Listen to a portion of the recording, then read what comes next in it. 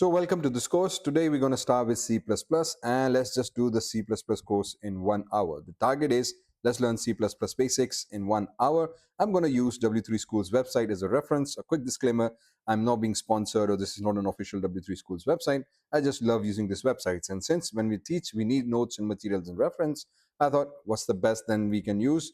Let's use this best website so that you have a material to go with and you can follow along and then later on learn with it. So you already have notes. Access this website free of cost. Amazing website. My name is W3Schools. Let's start with C++ and let's try to cover the basics within 1 hour. So now, why we need C++?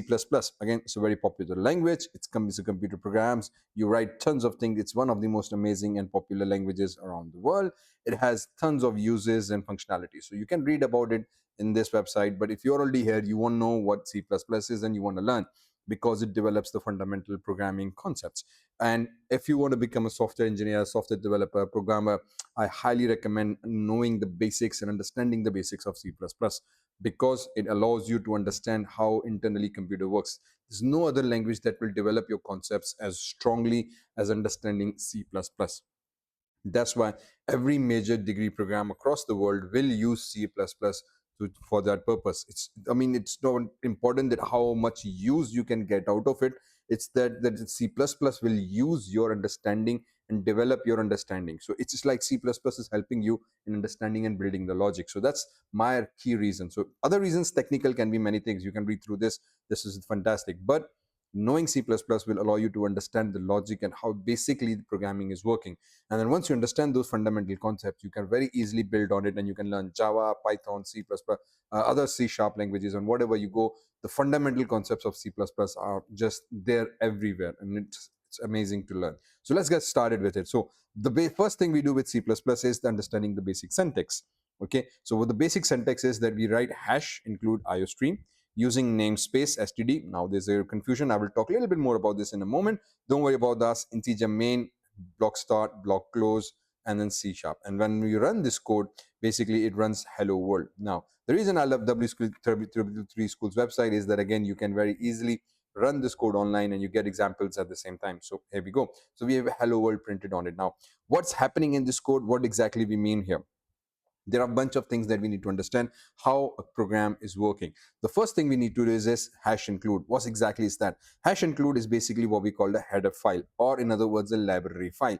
Imagine that you have tons of code already written for you, but then in order to use it, you need to refer that code. Now you cannot go and search for those codes individually. So all you need to do is you need to include that reference in your program.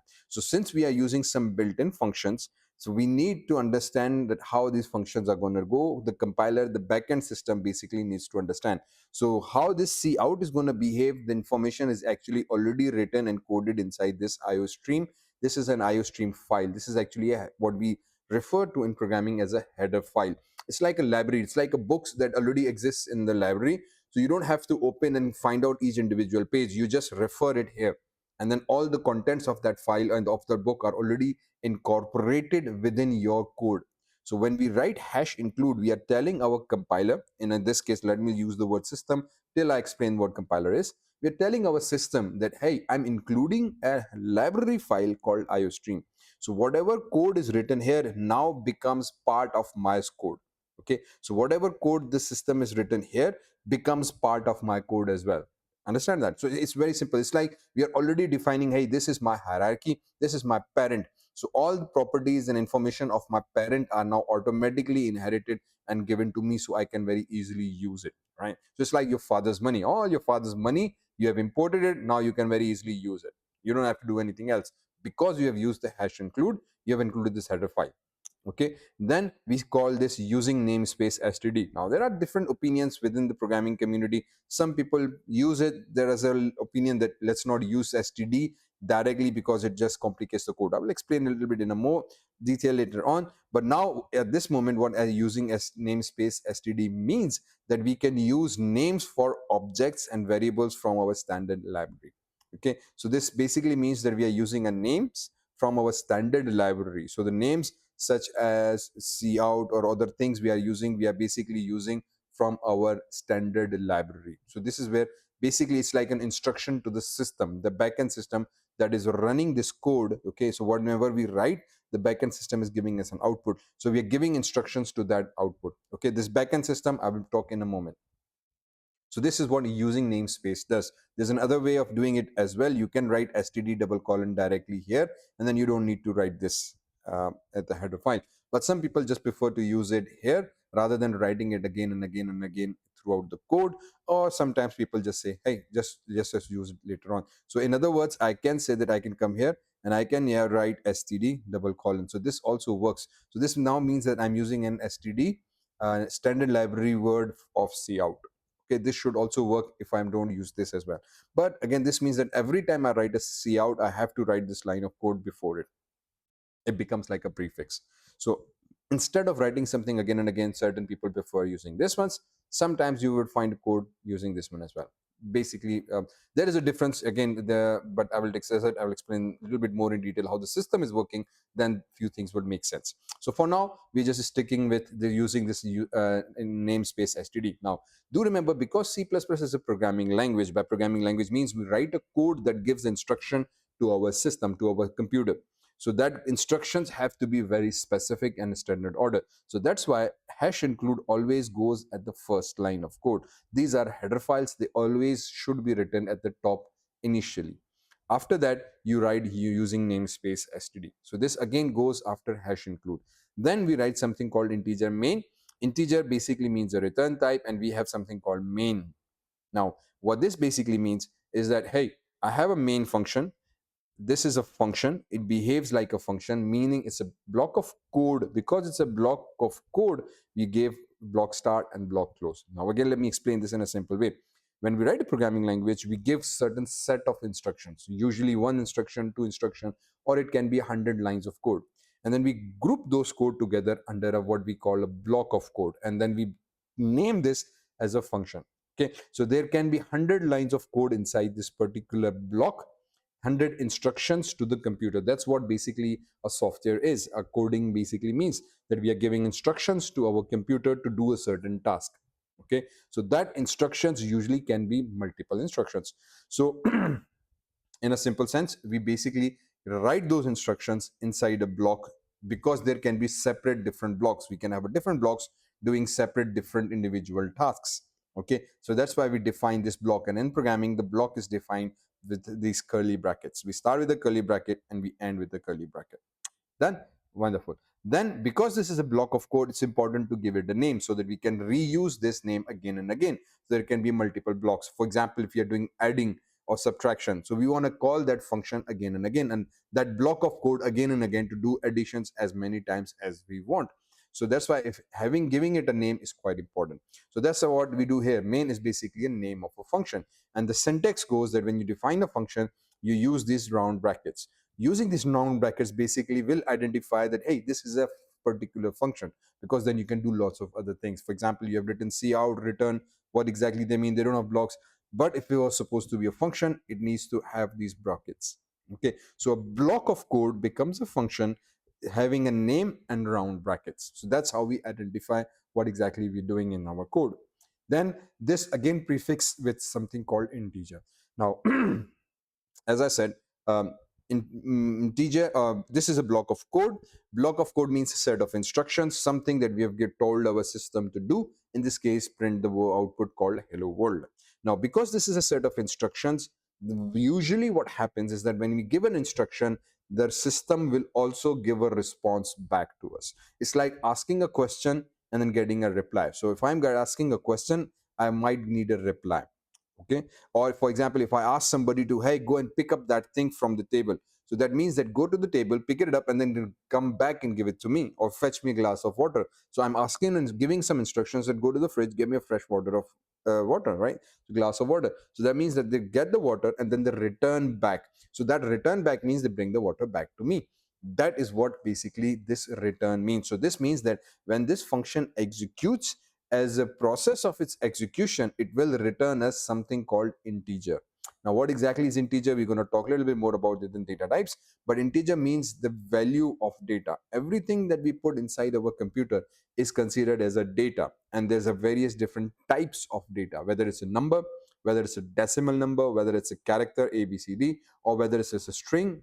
All right, so these are like four main things, and then true and false becomes boolean. These are what the basic data that we use within our system. So we're going to tell everything, because again, this is a dumb thing. We are writing a code, so computer is returning something, so it wants to know that, hey, when I return something, what do you want as a return type? What type of data you want to reply? What kind of answer you want? Do you want a yes or no, your name, or do you want a glass of water, or do you want a bottle of water? So we're expecting certain type of answer.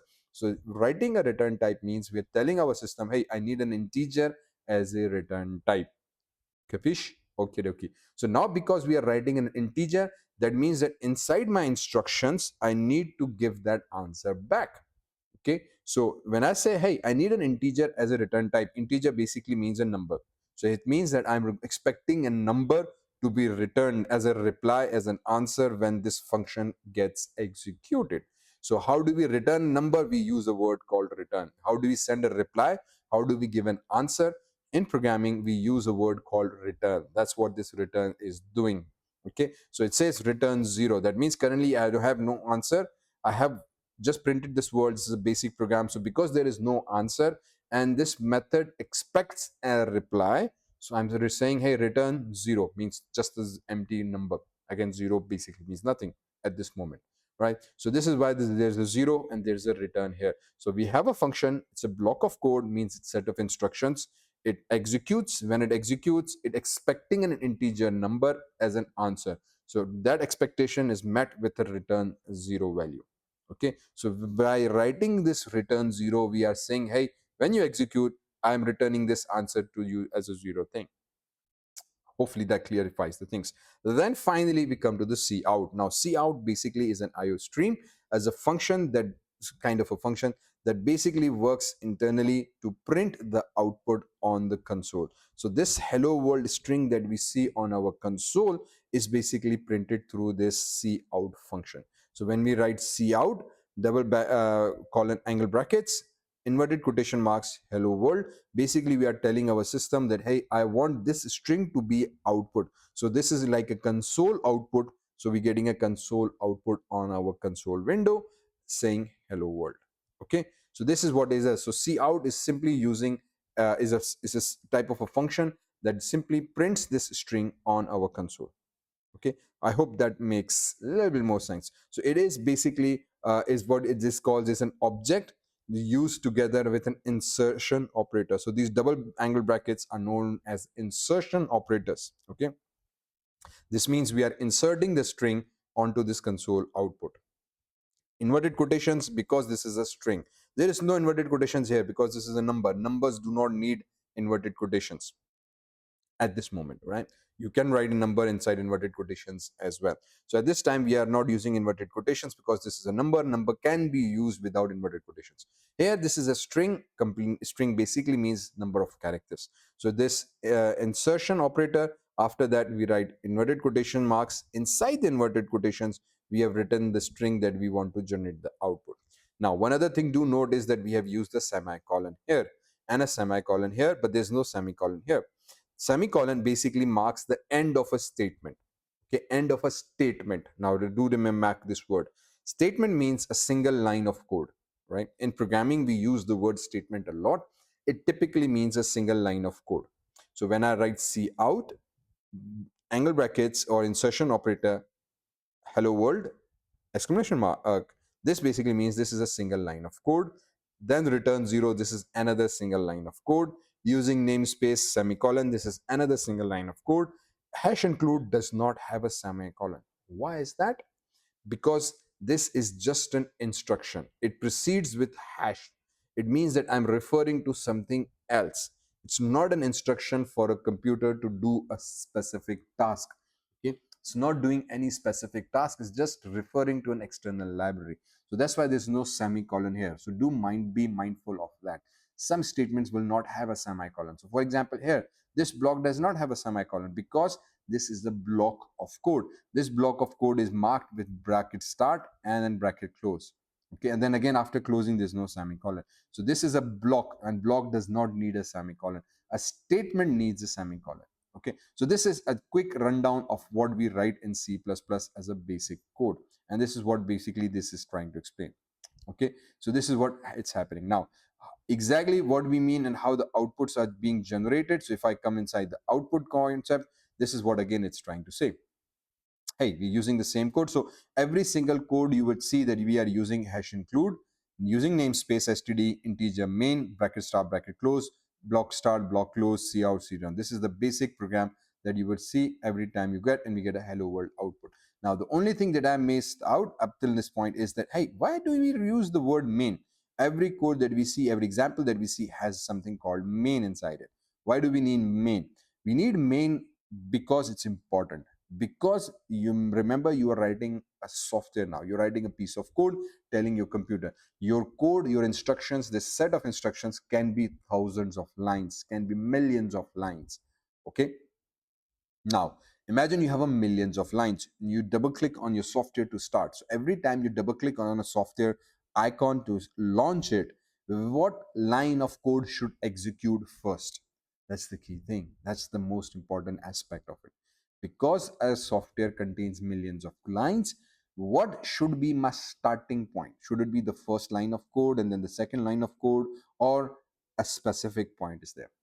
Usually languages like HTML are known as interpreter based line by line. In those languages, in HTML, the code executes first line, second line, third line, fourth line by line. However, C++ is a compiler based language. What compiler based language means that the entire code is read by the system and then gets executed. So when the entire code is read by the system all at once, so once you write the entire code, then you execute it. So this can have 100 lines. So if I have 100 lines, which line gets executed first? Because it's not reading line by line, it's reading the entire file. So when it reads the entire file, this main word is basically the starting point. So the developers of this language decided, hey, what should be the starting point? So they said, okay, let's just use it main. So they just stick with it, I think. And then every major language uses this main keyword as well. So if you go in C language, C++, even in Java, there's a main function. Okay, C sharp, I believe there's also a main function. So this main indicates that this is the starting point. So no matter what you do, you can have billions of lines of code in your system. The first time you execute this code, or the second time, every time you execute the code, the first line that gets executed for a set of instruction is actually the main method. This is where the compiler starts to pick up things, and it will automatically go and look for this main method. So the compilers have been built, the system has been built in a way that it says, hey, I need this main function. So it will automatically go and start the code from here, and then it will continue line by line depending on how you have written the code and what these thousands of lines are basically doing. And you can have a non-linear structure of your coding, but the main function is important in that way. Okay, so then it just generates few more lines of code. So if I come back here, you see std out, and I can say, hey, let me just use my own line of code. I can come back here and I can say, let me use more cout. Now, again, remember what cout does? It generates the output. So we can generate output as many times as we want. Let's say, welcome to my channel. Please subscribe. Done. So if I execute this code now, execute. So it says, hello, welcome to my channel, please subscribe, right? So this is cout, it generates the output.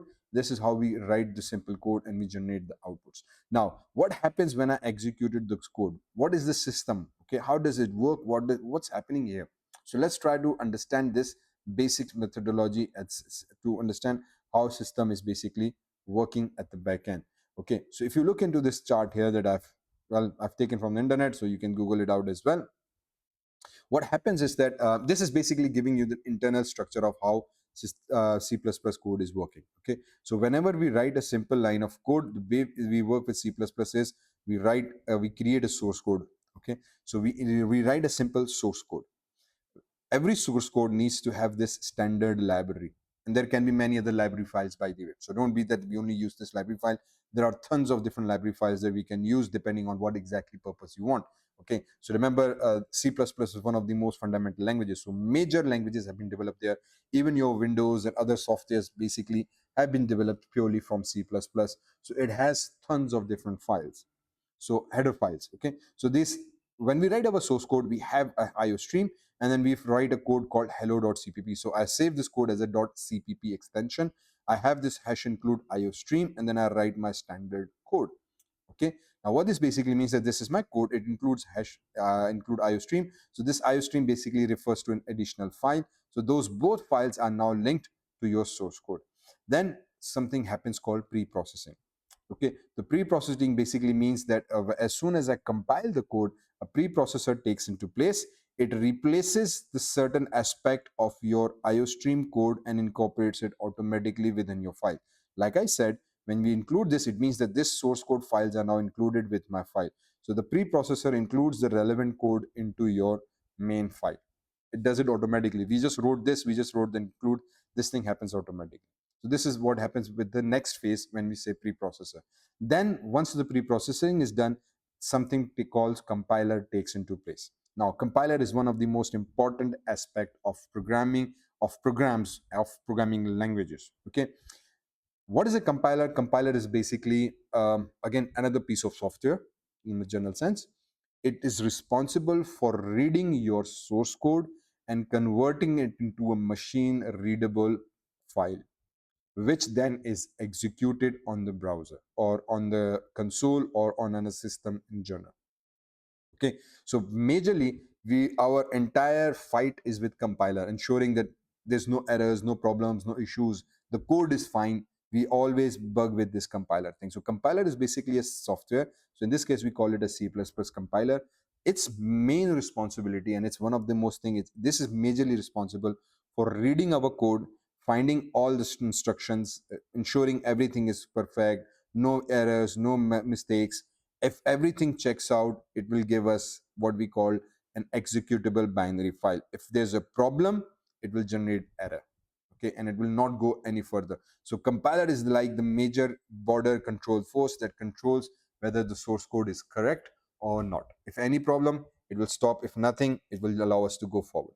So if there is no problem, then something else kicks in. There's another phase called linker.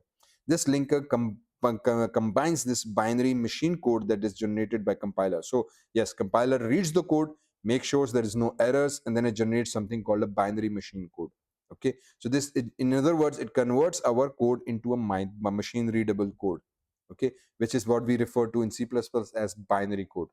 So it converts our standard human readable high level language into a binary machine language code, which is then combined with machine code and connects with the function calls, and this is done by the linker.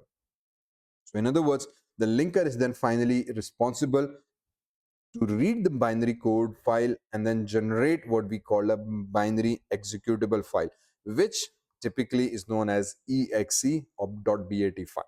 Okay, so whenever we see that, as we know, every Windows system is dependent heavily on exe, right? So every executable file within Windows is exe. So this linker basically takes this machine readable code and generates an exe executable file, which then gets executed on our console.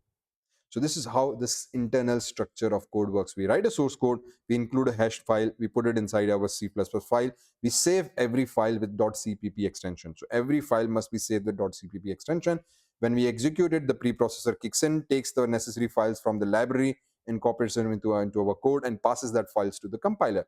Compiler is mainly responsible for generating the machine readable code, but first it ensures that there is no error. So it compiles the code, reads the code, ensures there's no errors, no problems, no issues there. That's why we call it compiling. So it compiles the code. If there's no errors, it generates what we call a binary code, which is then passed to the linker, which then combines the linkers with additional machine functions and generates what we call a binary executable.exe file, which then is executed on our console.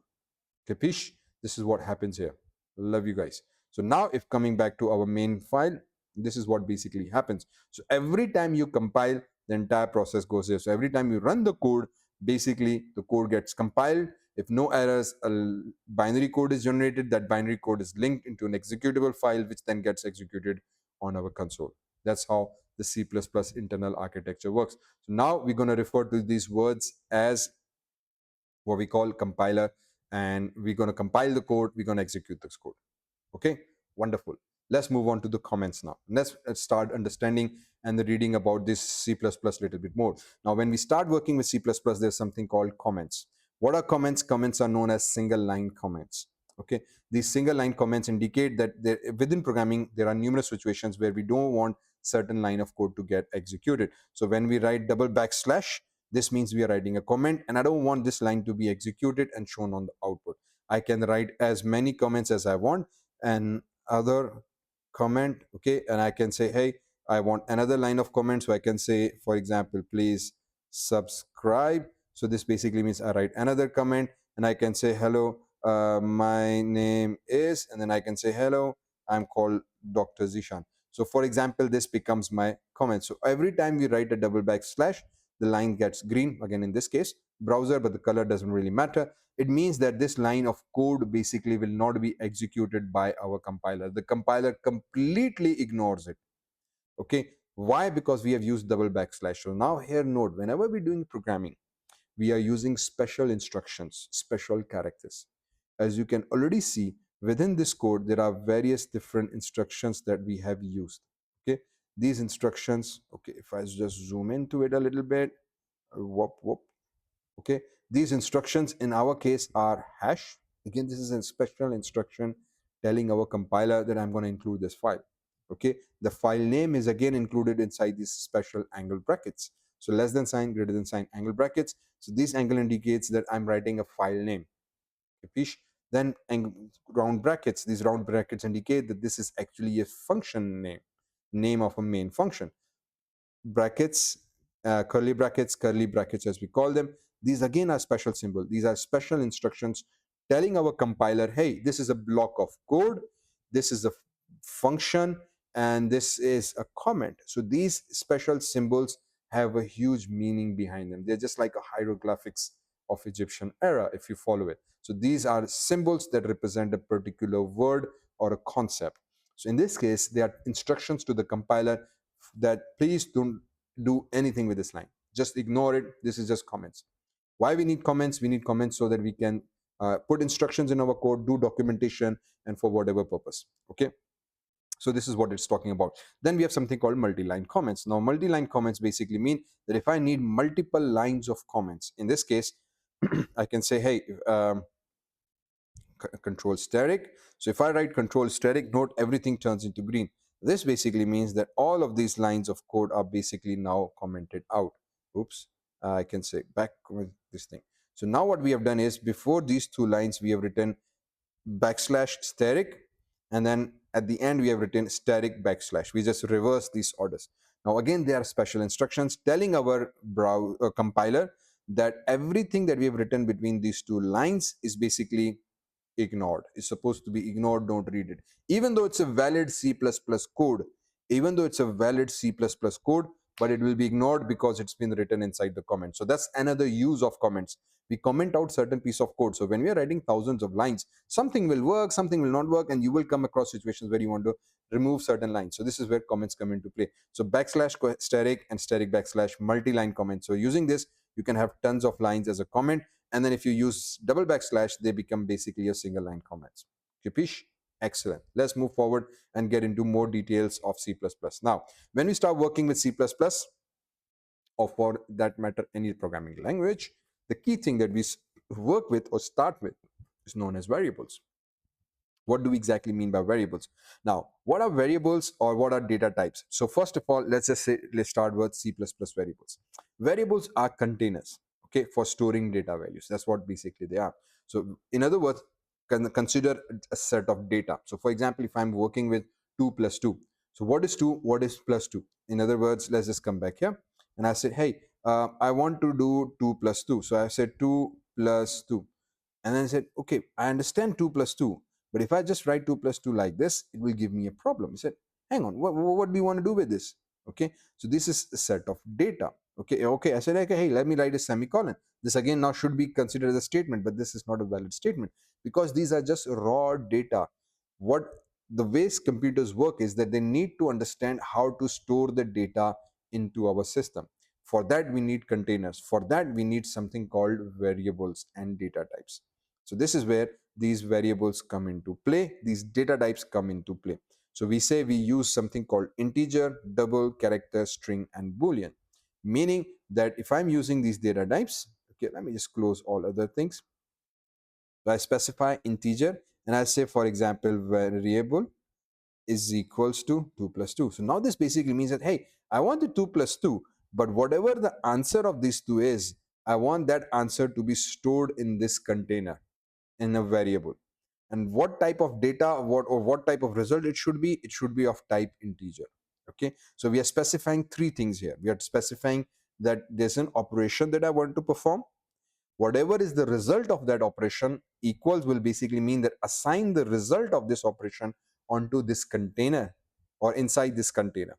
So this result of this will be stored inside this container. And because this is a container, it needs to know, hey, what type of data is inside this container? The compiler needs to know, hey, are you working with in numbers or characters or semicolons or true and false? So there's a different forms of data that computer handles. So this is why we told it, hey, this is an integer data. So these three things: the type of data, the name of the container, and the expression that they want to perform. Now again, here I'm using a word expression, means that this is just a part of the larger statement. This is a programming statement. Inside the statement, this is a small expression that's being operated, executed. The value is being saved in a container, which is of a type integer. So now this becomes a complete statement, a programming statement. Follow me with this? Hopefully do. Okay. So now let's just talk a little bit more about these containers types. So we say we have integer. Integer means these are whole numbers. So whenever we are working with whole numbers, we say we are working with integers as a data type. So we store this data inside integer variables. And then we use numbers for such as 1, 2, 3 or minus 1, 2, 3. Whenever we're using numbers as a standard whole numbers, we always use integer as a data type. However, whenever you want to use decimal numbers, basically we use something called a double. Okay, so whenever we are using decimal numbers, we need to use double as a data type. So in this case, if I use, for example, 2.2 and I say 2.2, now the compiler will say, hang on, hang on, hang on. I understand you're trying to do an expression, okay, but it says that this is a number form. And if I want to print this number form, I would say cout, go back here and print this variable for me. And if I want to execute this code, it will execute the answer for me. Okay, so because we have done the expression, we have written an expression, we want to write the output on this. So, but because this is a decimal number and this is also a decimal number, when we assign it to an integer which is supposed to be a whole number, see the decimal values are gone. Why should that happen? It should be 22.4, right? So the point, where's the point 4? The point 4 is gone because it says, hey, listen, I understand you're using double, are using your decimal values, but this is an integer type, it's a whole number. This cannot store, this container cannot contain these fraction values. So that's why these data types are very important. So every time you're going to use these fractions values or decimal values, we need to change the data type from integer to double. And at the same time, if you are using characters A, B, C, D, capital or small or full stop, comma, any special need character, basically at that time we say, hey, because you're using a character, now you're going to use something called character. This is not integer, this is not double, this is a character. So char represents a character type. But if you are using as a whole string, multiple characters, then we say, hang on, hang on, hang on. Because you're using not a single character, multiple characters, now you're supposed to use something called a string. Follow me. So moving forward, now let's talk more about string. So string, as we said, is basically a string of characters. So character is a single character. Whenever we now need to use multiple characters, we use something called string as a data type. Then we have something called boolean. Boolean basically stores either true or false. So it only stores one value, true or false. Okay. So whenever we're using data, basically we need to understand what type of data we are using. If it's just whole numbers, we use integer. If we are using decimal numbers, we use double. If we are using single characters, it's supposed to be character. If we are using multiple characters, then it's supposed to be string. And then if it's either only true or false, we use bool as a boolean data type. Now, boolean has a huge use within programming. I want to talk more about this later on, so don't worry about that. We'll do some more examples with C++ booleans. Okay, so now we have already talked about this declaration. So we define the type of data, the variable name, the container, and the value or the expression that we want to save it in. So for example, if I want to have 15 and I want to save this value, I say, hey, 15 is a number. Save this number inside this container called a variable, and then make sure it's of a type integer. Okay, meaning that it's a 15 number type. Similarly, we can use 15 as a different in a different form as well. So we can declare a variable first. Okay, so this is called variable declaration. Means we declare a variable integer my name and then semicolon. So we don't give it a value. You can do that. Then we say, hey, this my number container may contain a value called 15 or any other expressions. For example, 15 plus 10, whatever the answer is, assign it to this number. We can use this in a different way as well. So I can say integer my number is equals to 15. As I initialize a variable and give it a value called 15, then I change it value to a 10. So we can use that as well. Okay, and then we print that value here. So you can use multiple variables. So how we declare multiple variables? So you can declare, for example, and we can say integer x is equals to 5, comma, y is equal to 6, comma, z is equals to 50. Now what this basically means is called a multiple declaration. So we are declaring one container called x, another container called y, and another container called z, each separated with a comma, and then the type of data is called integer. So the data type is integer, and these are basically variables that have been declared. So this is what variable declaration is. And then we say cout, again angle brackets, x plus y plus z. So we wrote an expression here. This expression gets evaluated first, and then whatever is the outcome is printed here. We can say, hey, let's just declare integer x, y, z. So we declare the variables first, and then we initialize all these variables with the value 50. Now what this expression here means is that we say, hey, there's an x which is equals to y, which is equals to z, which is equals to 50. So meaning that x is equals to y, and whatever is the value of y will be assigned to or is equal to x. And the value of y is actually dependent on z. So whatever is the value of z, it becomes the value of y and becomes the value of x. So the value of z is then assigned with 50. So first 50 gets assigned to the z, and then that 50 is assigned to the y 50, and then that y value is assigned to the x 50. So all of these three variables now will have value called 50, 50, 50, and then we add them together. We should see 150 as an output. Okay. Identifiers. So let's talk more about C++ identifiers now. Now C++ identifiers must be identified with a unique name. What exactly we mean by identifiers? Identifiers are basically the variable names here. Okay, the name of the containers. So this is what identifiers refers to.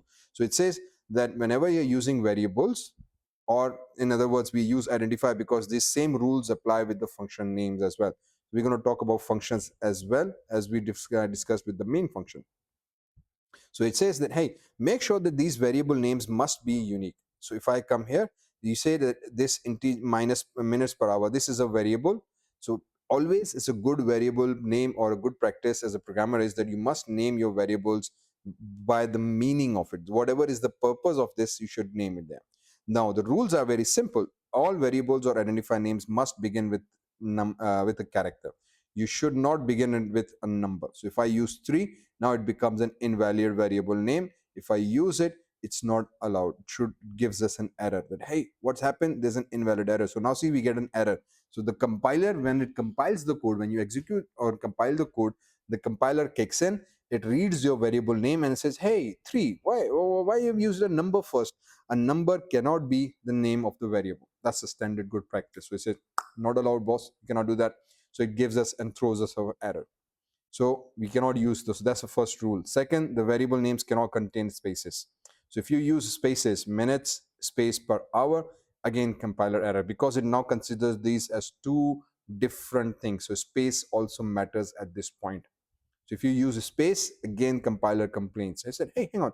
Why is there a space? I don't understand. I understand per hour, but then there's a minutes as a separate word, per hour is a separate. If you're going to do that, use a comma. So this will now mean that this is a variable called minutes and then a variable called per hour. So these are two different variables. But if you're going to use them, make sure you just use them as a single word if you want to use them. You can use underscores as well. Underscores are allowed, but hash, I believe, are not allowed. So if you use hash or any other symbols, they will start to complain. So these are standard rule of thumbs that we follow whenever we are using these variable names. So a good practice is always use a meaningful name. You can use m, but it's not so easy to understand. You don't understand what exactly m is doing, right? But here minutes per hour makes more sense. So that's a good rule of practice. So do make sure that your names contains letters, digits, and underscores. Numbers can be the second word. So if I can use, for example, minutes to per 2 per hour 2, so now I have used multiple numbers here. This is completely allowed, but the first letter cannot be a number. That's the rule of thumb. Okay, so these are certain basic rules that you need to understand. So whenever we are using variable names, make sure there are no spaces. It doesn't start with a number. You can use underscore, don't use spaces. Capish? And then let's just talk more about constants now. With constant is basically an additional keyword that we specify. Now do make sure this word called keyword, I'm using this word keyword and it's used constant regularly in your programming. Keyword means basically these are reserved words by the programming language themselves. So for example, if I come back here, I say integer minute, no problem. I can say integer my, no problem. But when I use, for example, certain words as integer, now there's a problem here, because this word, this variable name integer is already reserved by the programming language. So the compiler will interpret this as two data types. Integer is already reserved. So this reserved word in programming we refer to as keywords. Okay, so this means that, hey, I already have an integer. Why you wrote integer again? I don't understand this. Then for example, cout, this is already an object's name. It's already reserved. I've already returned it. You don't need to use cout, or you cannot use return here. It says, hey, return is supposed to return a reply to the function name. It's a reserved word. You cannot use this word for your own variables or your own function names. Okay, so that's another key rule that you need to follow. So variable names cannot be the names that are already reserved or are keywords. Capish? Hopefully you get that. Then let's talk about constants. Constant is something, depending on how you use it. I actually don't use it that often, but sometimes they are used anyway. They are basically, sometimes we declare an integer, my name number 15, but that means you can easily change this value of number again and again and again. But at certain times you don't want to change it. You want to make sure that it's fixed and nobody can change it in your coding. So you set it to a constant. A constant is basically a variable, a container whose values cannot be changed. It's what we call unchangeable and read only. Okay, so that basically means that whenever you prefix your variable with constant, the values now are fixed. You cannot change this variable container's value. This cannot be changed anymore. That's what basically a constant does. So whenever we're declaring variables, we use constant and it's fixed. Khalas. Let's move on to the inputs. Okay, so just like cout, we have discussed, cout is used to generate the output on the console. So this output on the console is always generated using this keyword called cout, double angle brackets. What if we want to take the input from the user? That's where cin comes into play. Cin is a predefined variable. Again, it's a predefined that reads the data from the keyboard, and extraction operator forward angle brackets. Okay, so cout is basically there to print that output on the console, but to read the input from the user, we use something called cin. And note this time the angle brackets direction change. So these are less than angle brackets and these are greater than angle brackets. So now we use cin greater than angle brackets x. What this basically means, now we are expecting an input from the user. We are expecting a data from the user. Because we are expecting a data from the user means that the user is going to pass some data. What is going to be that data? Where I'm going to store this data? So for that, I need to have a variable container. So I said, hey, I have declared a variable called integer x. Read the data from the user and save it in some variable called x. So the same variable value is stored here.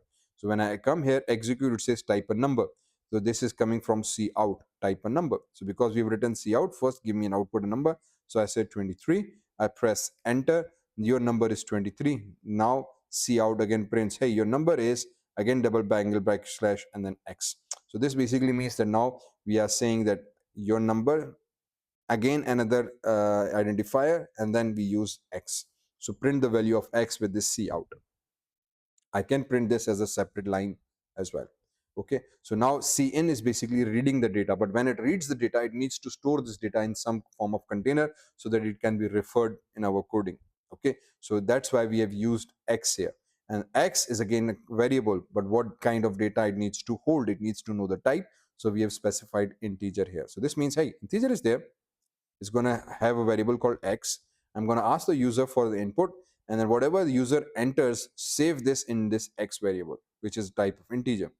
Okay, and when I save it, then I can go here and print that variable value or do whatever I want with that variable value here. Okay, so a good to know is that cout is pronounced as cout, and cin is basically cin. Okay, simple as that. Okay, so now let's just create a simple calculator. Wonderful. Let's just come here and start working with code. So now when we do this, the first line of code is hash include iostream. As I said, mandatory for every code. Using namespace std, telling it that I'm going to use the standard libraries names. Then I'm declaring two variables, integer x and integer y. So this is called variable declaration. Usually we call it variable declaration, meaning that, hey, let me just write a comment here, means that I've declared a variable. I've not yet given it a value. So currently they don't hold any value at all. Okay, so they are just like an empty variables. So I say integer sum, again another variable declaration. So I said, hey, cout, type a number, and then we give it a number. So this variable is basically assigning, or the value is being assigned here. Okay, then we say cout another time, and we say type another number, and then again that number is being read. Once that number is read, then we're going to perform the arithmetic operation. This is quite simple to understand. Sum is equal to x plus y, means take the value of x which we have entered, take the value of y which we have entered here, add them together and assign it to the sum.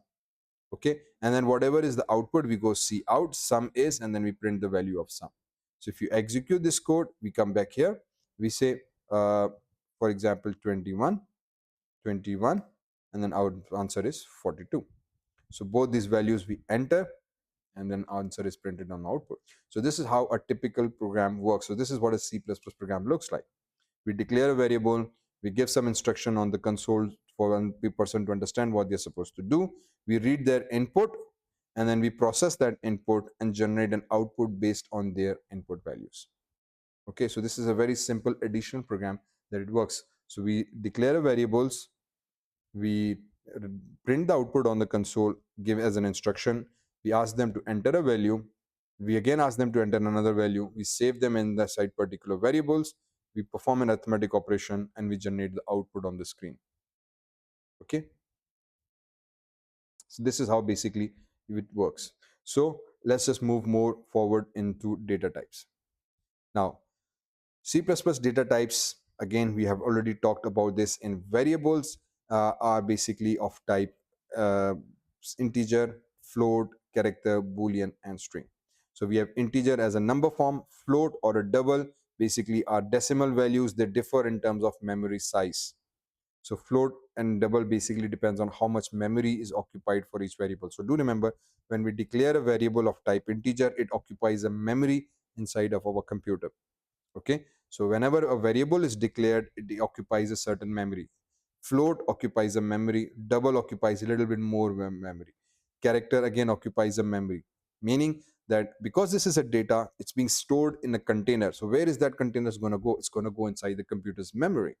Okay, so because it's going to go inside the computer's memory, it will occupy a certain amount of space inside that memory. So how much space is allocated is depending on these integer, double, character, boolean variables. Okay, so this basic boolean data type occupies just 1 byte of memory in your system because it only stores true and false. So it just needs 1 byte.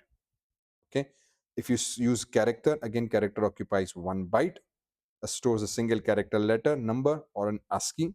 Integer occupies 2 or 4 bytes, stores the whole numbers without decimals. So it occupies 2 or 4 bytes excuse me, depending on how much memory or how much value or bigger value you are basically using. Float occupies 4 bytes in memory. So every time you declare a variable of float, it will occupy 4 bytes. So if I've declared 4 variables of float in my code, it basically means that my code now occupies 16 bytes of memory just from the variables. So that's how our software spaces is calculated. So whenever you download the application, you see it occupies the memory because internally the code, every variable occupies certain amount of space. Double 8. So what this memory means, that every time we occupy the memory, it identifies that how much or how big or small value can be assigned based on that memory. Okay, so this is basically what a simple data types looks like. So let's move on to operators now. What do we mean by C++ operators? So operators are used to perform operations on variables and values. So for example, we have already seen plus, and we know this from mathematics, right? Everybody is aware of plus does 2 plus 2 or 100 plus plus. So this is an operator. In programming, we call this an operator. It basically adds these two numbers together, and we can use this operator in various different ways. So in this case, 100 plus 50 basically means that add these two values together, assign it to the sum. So answer is like 150. In this case, we say, hey, take the value of sum. So whatever is the value of this sum that is be assigned here, take that value, add it with 250. So answer becomes 400. Then we say, hey, whatever is the value of sum 1, and sorry, in this case, value of sum 2, add it with sum 2. So we are taking the value of this sum, reusing those values, and printing the output on the console. So this is basically a very simple plus operators. There are various different operators that we can use, like plus, minus, multiply, divide, self-explanatory. I don't think so I have to give you a math class. They are just simple operators. So x plus y, x minus y, x multiplied by y. We can do all these mathematic operators, and then modulus as well, which returns the division or remainder. So I hope you already know this. In programming, we use modulus to identify this division operator. Plus plus and minus minus. Now these are one of the most coolest operators that we use in programming. Mathematics, I don't believe it's directly there. Plus plus basically means increase the value of the variable by 1, and minus minus means decrease the value of the operator by 1. Okay, let's just try this one out and I will explain what exactly it means. So now, for example, if you look into this code, again, every C++ code starts with hash include IOStream, using namespace, integer main, blocks, bracket start, bracket close, block start, block close, and then we start to write integer x is equals to 5. So now we say, hey, there's a variable called x. It has a value of 5. Because this is a number, I assigned it a data type called 5. Now what I'm supposed to do is I'm going to use plus plus x. What this plus plus x means, that take the value of x and increase it by 1, and now see out x. So relevantly, this expression would be evaluated as this x is equals to x plus 1. Okay, so this is how it's evaluated. So this basically means now is x plus 1 is that take the current value of x, add 1 to it, and then assign it back to x. So now the value of x changes to 6. So now if I print it, the value is printed as 6. Because xs is like a shorthand operator for adding 1, just 1 in your system. So whenever you want to add just 1 into your system, basically we say x plus 1 is equals to x. So this is a longer form of expression. The shorthand is just plus plus x. That's how it works. And similarly, minus minus. Okay, so these are what we call arithmetic operators in our expressions. So in C++, we use them for multiplication, minus, divide, division, modulus, increment 1 or decrement 1 value. Then we have something called assignment operators. These assignment operators are quite fun though. There are, again, easiest one is equals to sign. We have used this previously as well, meaning that assign the value of 10 to this container or this variable called x. So assignment operator will simply assign the value of 10 to x. Okay, or assign this value of x plus equals to 5. Now what this basically means is it's what we call additional assignment operator. So this means that take the value of x, add it to 5, and then save the answer back inside 5. So if I execute this code, the answer is 15 because we took the integer x is equals to 10. We said, hey, x, the initial value is 10. Do x plus equal to, which is again additional assignment operator, and 5. What this expression actually is evaluated as, that we have a x is equals to x plus 5. So we say, hey, take the current value of x, which is 10, add it to 5, okay, and whatever is the answer of this expression, assign it back to the x value. So we are assigning the same answer back to the x. So that's how the value of x now gets updated to 15, and when we print the value of x, it prints 15. So this is again another shorthand operator that allows us to quickly solve an expression. Similarly, there are many other operators as well.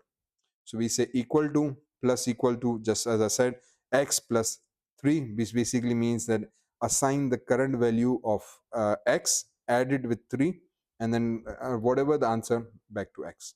Then minus equals to, multiply equal to, divide equal to, all basically reciprocating the same thing. Okay, they are what we call as shorthand operators. Similarly, do the modulus and it will do the modular. Then we have and operator, or operator, nor operator, double shift back and shift left. Okay, so we're going to talk more about this in comparison logical operators later on. So this is basically what simply assignment operators are. These are various different forms that we can use. Then we go inside the comparison operators. What do we mean by the comparison operators? Comparison operators are technically used for comparison purpose. Now this is where the real programming starts to work with. So these are operators just giving you the basics, and then we start to use them more within these loops and if else conditions. Okay, so the comparison operator basically works in a way that it says, hey, hang on, I need to compare two values, so I use this comparison operator. So for example, in this case, integer x is equals to 5, integer y is equals to 3. So we have declared two variables. X contains 5, y contains 3. Okay, said okay. And we're doing a comparison here. So we write it brackets. Again, the brackets are not relevant at the moment. I'll talk more about this later on. But it basically means that this is a piece of code here. First execute this, and then whatever is the answer, print that answer on the output. Because this is an expression, usually we tend to write expression within the brackets here. Okay, so we say, hey, x greater than y. It means that we are evaluating an expression. Is the value of x greater than the value of y? So the reply here would be true. Okay, yes, the value of x is greater than y, so it returns true, or in other words 1. Okay, so if you try this code out yourself, you would see the answer is 1. Now hang on, it says hang on, we have been talking about this boolean as a true or false. Why do we get 1? Because boolean is a data type that only reads either true or false, and in computer there's no true and false as a whole word. What they assume is 0 or 1. So in this case, 1 means true and 0 means false. So for example, if I make this as 31 and then I run this code again, I will get 0, which means false. Why is this a 0 here? Because 0 represents false, because 31 is bigger than 5. So the condition here we said that is the value of x greater than the value of y? And the answer is no, x is smaller than y. So this becomes false. Because this is a false, C++ prints false here in terms of 0. So if it is true, it will print 1, which means it's true. If it prints 0, it basically means, hey, it's a false value. Okay, I said okay. So similarly, there are various different comparison operators that we use, and we will be using them extensively in our conditional operators, switch, while, for, loop statements. Okay, I mean, I'll try to do a few more programs on it so that you can understand clearly. The basic is we use something called equal to. Equal to means we compare the value of two different variables together. Okay, is the value of x equal to y? Are they same, exactly similar, right? If they are not equal to, so it's a like a reverse conversion. Hey, is this value not equal to this thing? Yes, true and false. Greater than, less than, greater than equal to, and less than equal to. Okay, so what this basically means, that if I use, for example, greater than, again in the same example, this is greater than, and then if I use, hey, less than, it basically means if I use the value less than, so we say x is less than y. So is the when condition of x less than y, it returns 0. So now hang on, this is not equal to y, this is less than, so condition becomes false. Now here's the trick. What if I use the value 5 and 5? What should the answer be now? If I run this code again, okay, so now because both values are 5, technically they are equal to each other, but the condition we are asking is that is the value of x less than y? So it returns as 0. It says no, the x is not less than y. What happens if I change the condition to greater than? So that means that x value is greater than y. So should this be true? So if I execute this code, in this case, again we get 0. So the both is returning to us, hey, when the values are same, they both are returning the same thing. So for example, if you want, let's just write this again. So I can say, hey, cout, print me the value of brackets. Again, brackets indicate that we want this expression to be solved first. Okay, and then we can say x greater than y. We asking it again, spaces in this between does not really matter. You can write it without the spaces as well. Space majorly matters between the variable names and the function names for that matter. So again, now we get C out as in this error. So what this error indicates is that, hey, there's an error in the line number 8. The count was not declared or is not in the scope. So it means that, hey, I think you're trying to use a function or object, but I have no clue what this is. It's not declared. Okay, so that's why we used variable declaration word previously as well. So it means that this variable has not been declared. So because I misspelled it, it is not count, it is COUT, out. So if I correct the spelling again, run this code again, so now that's the job of the compiler. It evaluates the code and gives us the output. So now we see it generates 0 and 0 in the both cases, even though the values are 5 5.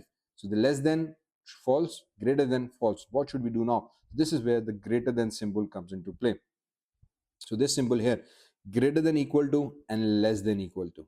Okay, so this means that if the value is greater than or equal to, so now if I use this and run this code, now I will get what we call true, because see, 1 is there, and then for the next condition it's 0. Now this is true because we have used less than and equal to, so we have used a double condition here. So now we are asking, hey, I want to check whether the value is less or equal to y, because it's not less but it is equal to y. So this equal to comparison works in this case, and similarly we can use equal to in the greater than as well. So when we use this, now means that we are checking that if the value is 5 or greater than that, give me the answer. So we now get true and true for both these cases. So this is what basically greater than equal to represents. Okay, so if we go back into now logical operators, within operators chapter we have something called logical operators. Now typically there are three main logical operators. We have and, or, and not. Okay, what these two means, they are basically again if I go back into comparisons for a moment, do remember every time you do a comparison operator, the answer will always be in form of true and false, 1 and 0. Whenever we use assignment or arithmetic operators, their answer is in form of arithmetic operations. Okay, but comparison operators always return either true or false, 1 or 0. Okay, similarly if you go inside the logical operators, they also represent 1 or 0. However, logical operators works on two or more comparison operators. What if you need to check two different conditions? Okay, what should we do then? So we use these logical operators to check two different conditions. Is the value of x, for example, in this case, x is equals to 5, y is equals to 3. So we declare two variables here. Again, inside the integer main, block start, block close. And we say, hey, we have these two variables.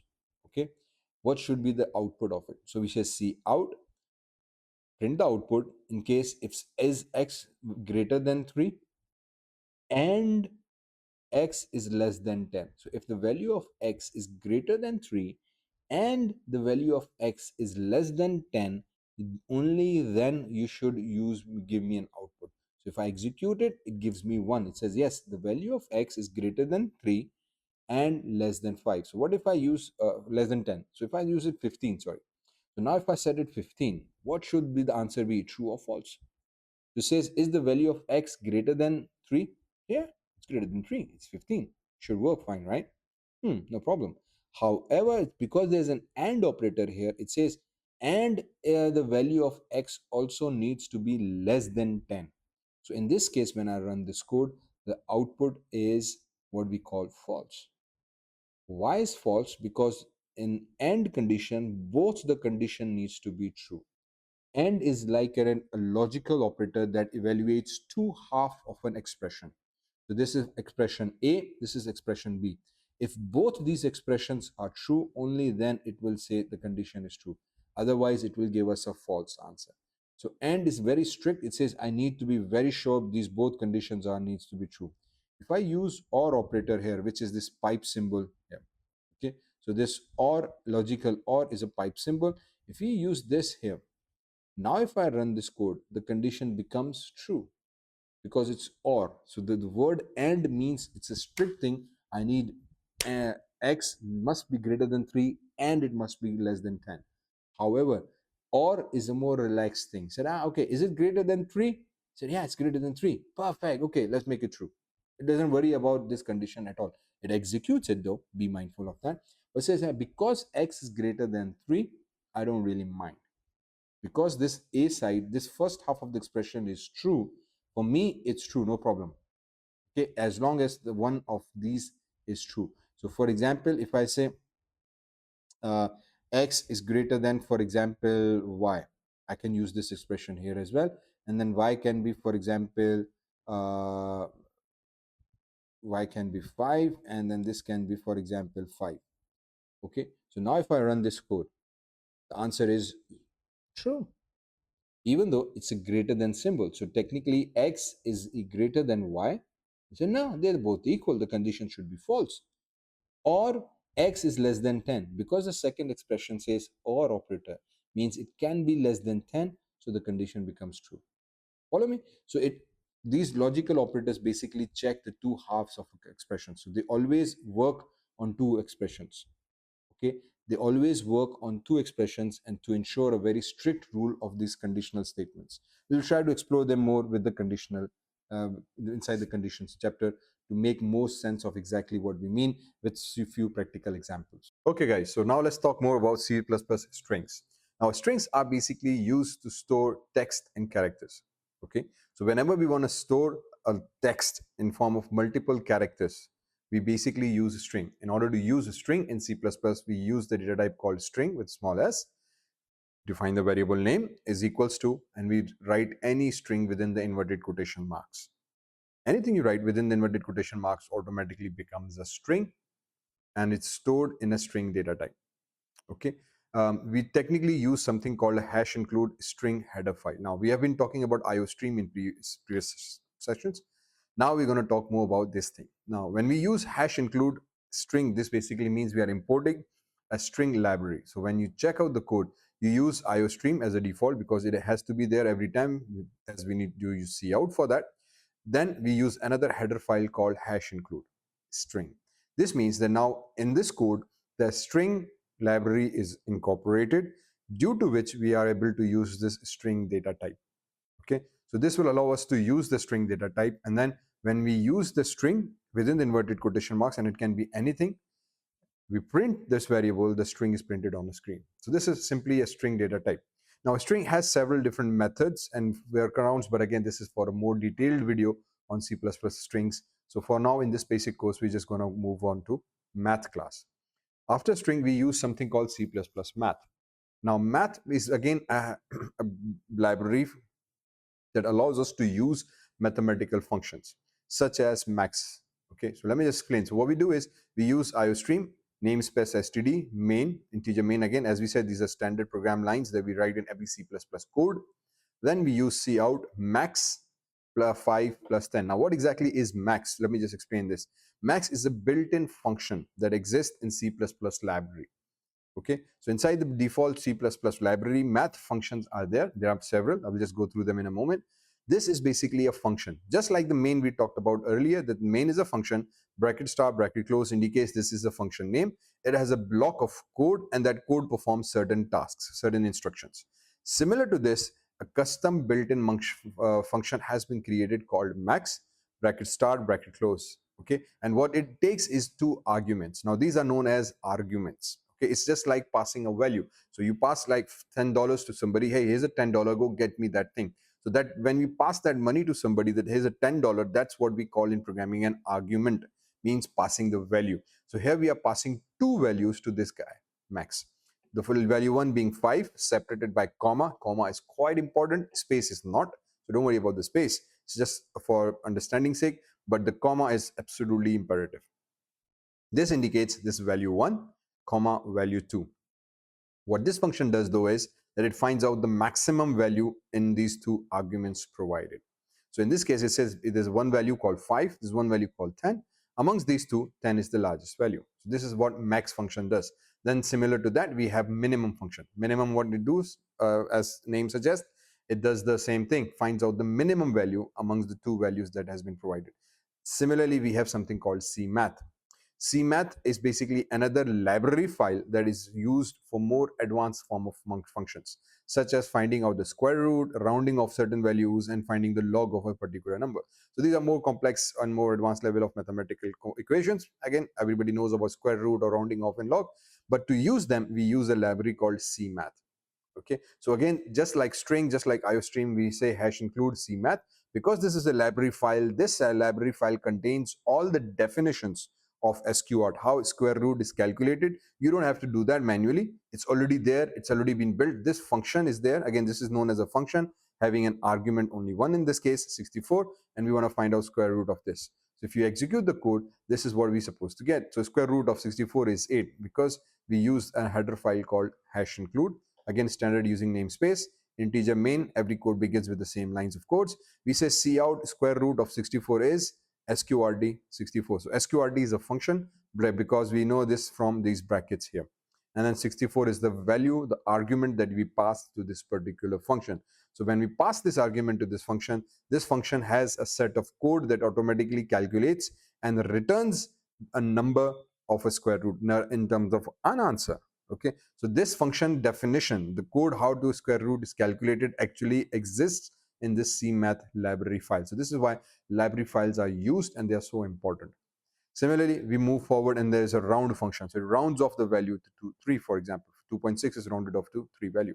And then the logarithm is again calculated for 2 values. So these are various different mathematical functions that you can use. And there's a whole complete reference of different mathematical functions in C++ that you can use on this link here. So do check it out. Moving forward, now we have something called Booleans in C++. What are Booleans? Booleans are basically in programming are what we call the data types. Okay, we have talked about integer, we have talked about float, and we talked about string. Boolean is another type of data type. It usually represents what we call true or false value, which in C++ is represented in form of 1 and 0. Okay, so I gave one example in earlier classes as well. So we say, hey, this is C++, and when we use these logical expressions, so we use the operators here, arithmetic, comparison and logical operators, these operators always process the answer in form of what we call Boolean values. They return the answer in Boolean values as well. So greater than sign, less than sign, they always work on a Boolean and return true or false. So for example, bool is a data type. Is coding fun? We assign it a value true. So when we assign it a value true, technically we are giving it value 1. And when we say, hey, false, it basically means 0. So we can write true, we can write false. Internally, C++ compiler handles true as 1 and false as 0.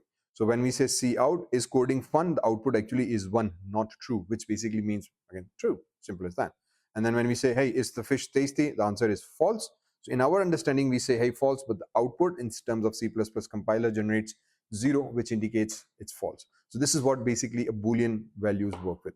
So if you talk more about Boolean expressions, as we discussed in the previous operators, when I say x is greater than y, this basically means we are using an expression, a conditional expression that evaluates is x greater than y, and the answer always comes in form of true or false. Okay, so always the answer returns either true or false, which is actually a Boolean value. So whenever we write an expression, we always get the answer in form of true or in form of false. So that's the key thing that you remember. Okay, so the Boolean expression basically means when we have a value in true and false values, and we use these comparison operators to evaluate a condition, and answer always comes in form of true and false. So all those comparison operators that we discussed, less than, equal to, not equal to, greater than, equal to, not equal to, all of them actually return a Boolean type of reply. Okay, so that's why it's quite important to understand. Whenever we use these operators, the answer always comes in form of true and false. Okay, and that is basically because it's returning an answer, the internally system needs to know what type of data that is, and that data is actually a Boolean thing. Okay, so when we use this becomes a Boolean expression or conditional statement. So we refer to this in two different ways. We say, hey, this is a conditional statement because it's evaluating a particular condition, Or we say, hey, this is a Boolean expression because the answer is always going to be in true and false form. So that's why they're also known as Boolean expressions. So you would be hearing these terms a lot when we start working with programming. And actually, this is across the board. So even if you're doing C language or Java language or Python language, these concepts are fundamentally same across most of the programming languages. So that's why we always work with C++ as a start, because it develops that understanding, and then the same understanding is actually crossed and used across the board. Okay. So if you understand Boolean expressions, now here the fun part becomes conditional statements. This is where we actually use these Boolean expressions or conditional expressions most commonly. We use them with something called if and else statement. Okay, so now here the true logic starts to come into play for C++. So in C++, we already have discussed these conditional statements such as a is less than b, a is less than equal to b, a is greater than b, e greater than equal to, and not equal to. These all are what we call conditional expressions or conditional statements. But more prominently, we use these statements with something called if, else if, and switch statement. Okay, so let's explore this very in a simplest and easy way. First, the if statement. The if statement is basically a conditional statement that allows us to evaluate a condition and based on the condition perform a certain task. Previously, we just wanted to find out, hey, is this value equal or not? So it's true and false. But if it is true, what should happen? Okay, if it's false, then what should happen? I just don't want the answer in form of true and false. But then based on this, I want to perform certain calculations, certain operations, certain more instructions. So to do that, we use a statement called if. If is the syntax goes is that you use this if keyword. Again, this is a keyword, a reserved word. Then we use block start, block close, and then we specify a condition. Now this can be considered as a type of function because it evaluates a condition. If condition is true, this function will execute. If condition is false, this function will not execute. Capish? Okay. So how this works is that the compiler, when we write the if statement, it evaluates a Boolean expression. If Boolean expression returns 1, meaning true, the block of code inside this if will get executed. If this is false, this will not get executed. It says, hey, if this is false, I don't want to execute this line of code. This is where the conditional statements come into play. The if statements come into play. So if you execute the code, the 20 is greater than 18. This statement is executed because 20 is greater than this. But if I change the condition and run this code again, now what happens is 20 less than 18. Okay, obviously this is false. Because the condition is false, there is no output printed here. This line will not be executed. That's the main purpose of if, that based on a condition, if the condition is true, execute whatever we have written inside this if block. If the condition is false, just ignore this completely. So this line does not get executed at all if the condition is false, and hence there's no output. If the condition is true, only then this block of code will execute and perform its task. So sometimes we don't need the output in a true and form. We just need the condition to tell us, hey, if it's true, then we put it inside the if statement. That's where the if statement comes into play. So if this condition is true, execute this block of code. This is what basically it means. So if this comparison returns true, execute this block of code. This, in a simple English language, this is how we basically use the if statement. Okay. Oops. Then if you go further, we have something called else. What does else means? Else means that if this condition becomes false, what should I do then? In this example that we did previously, if this condition is false, nothing is printed, right? So nothing was printed. So if I change this value, for example, less than 18, and I run the code, nothing gets printed here because the condition is false. Because the condition is false, there is no output. But sometimes that's not always we want. We want to evaluate a specific condition and we want to see if this condition is true, execute the block of code. However, if this returns false, then I want something else to be done and something else to be printed as an output. In that case, we write another keyword called else. And then else does not have any expression here. It does not need any expression because it's tied with if. It's automatically internally connected with if. If the condition is true, execute this code. Automatically, if the condition is false, the control will move to this else. And whatever we have written inside else block, that code will execute. If the condition is true, this block gets executed and else is completely ignored. Else does not get executed. So do keep this thing in mind. The execution of else statement is actually dependent on this condition. If the condition is true, if the code inside the if block will be executed and the control will go outside. if is completely ignored by our linker and it doesn't get executed at all. However, if the condition is false, this code is ignored and the control goes to the else, and else statement gets executed. So this is where the if else condition statements come into play. So for example, we have a simple code here. If you evaluate, if I go inside this code, it says again hash include iostream. We using namespace std, integer main, standard code we write every single time. We say integer time is equals to 20. So we declared a variable called integer time. Then we wrote the if condition. If time is less than 18, print good day. If else, if this condition is false, print good evening. So now you see it's good evening because the time is 20 and we have said, hey, if time is less than 18, only then 18 I believe is be like 6 p.m. right? So if it's less than 6 p.m., say hey good evening, otherwise just say. So for example, if I increase this condition, okay, and I run the code, now what should happen? Good day. Okay, because time is 20, it's greater than 18, the value of time is 20. So it says, hey, the value of time is 20. Is 20 greater than 18? Yes, the condition becomes true. Because this condition is true, the cout gets printed. Else is completely ignored because I don't need that, because my first if became true. Hence, I don't need to use the else condition. Gone. Okay. However, if the condition is false, now, because the condition becomes false, so I changed it to less than. So we say if the condition is less than 18, the condition return or this expression will return false. Because this will return false, if will say, because this is false, I don't need to execute this block of code. So it will automatically go from this condition and move to our else. And the code within the else gets executed.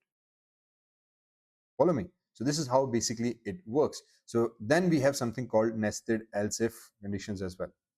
What this basically means that sometimes we want, hey, if I want a condition here in else, a nested else if, means that if the first condition is true, execute it, else check another condition. If this is true, execute it, else execute this thing. So now this is an example of nested if else. So if we execute this code here, it says good evening. How does this work? Let me explain. We say integer time is equals to 22. So if time is less than 10, say good morning. If because this is not less than 22, this condition becomes false, so the control goes to else. But it says, hey, hang on, I've already written another if inside this else statement. So else if becomes a part of another sub statement, and then we write if time is less than 20, say good day, else print good evening. This basically means that first check, is it less than 10? It's not less than 10. And say, okay, if it's not less than 10, don't worry about it, go and check if it's less than 20. If it's less than 20, print good day and just go out. But even if all these two expressions are false, then finally this else will execute and it will say good evening to us. So for example, the time is 2. Okay, so I set the time to 2. Technically, this basically now means that it will go and check time less than 10, the condition becomes true. Because the first condition became true, it should print good morning and then just come out. All of these statements are completely ignored because the first condition becomes true. These two lines are ignored or not executed at all because the first condition became true. So for example, if I set it to 12 now, so when I run this code, it will say, hey, this value is 12. Is time less than 10? So now time is 12. So this condition becomes false and this line is ignored. Now the control goes to this else. From this else, it says if time is less than 20, said, yeah, this is true. So it's going to print good day to us. Understand? Let's do one more example of it. So for example, if I have this code and let me, for example, delete everything in the between. So let's just start afresh. And I'm going to write, for example, mark sheet, grade program. So the idea here is that basically if I get from 0 to 40, 39, right? 39, I should be, for example, fail. If I get grades anywhere from 40 to, for example, 49, I believe, usually depends on what system you're following. But let's go for 49 and I can say you get D grade. Okay, so your marks anywhere between 40 to 49, you get a D grade. Then, for example, if your marks are 50 to 59, you get, for example, what we call a C grade. Okay, and then if your marks are anywhere anywhere between 60 to 75, we say you get B grade. Okay, then if your marks are anywhere between 76 to 80, 85, we say hang on, you get A grade. And then if you get anything between 86 to 100, you get, for example, what we call A plus grade. Okay, so for example, we have this conditions now where we need to get the marks of a student. So for example, I will say integer. Integer marks is equals to, for example, 23. We come back here and we say C. Okay, let's just use C out, small C out, and then we can say print your grade is, and then semicolon. Okay, so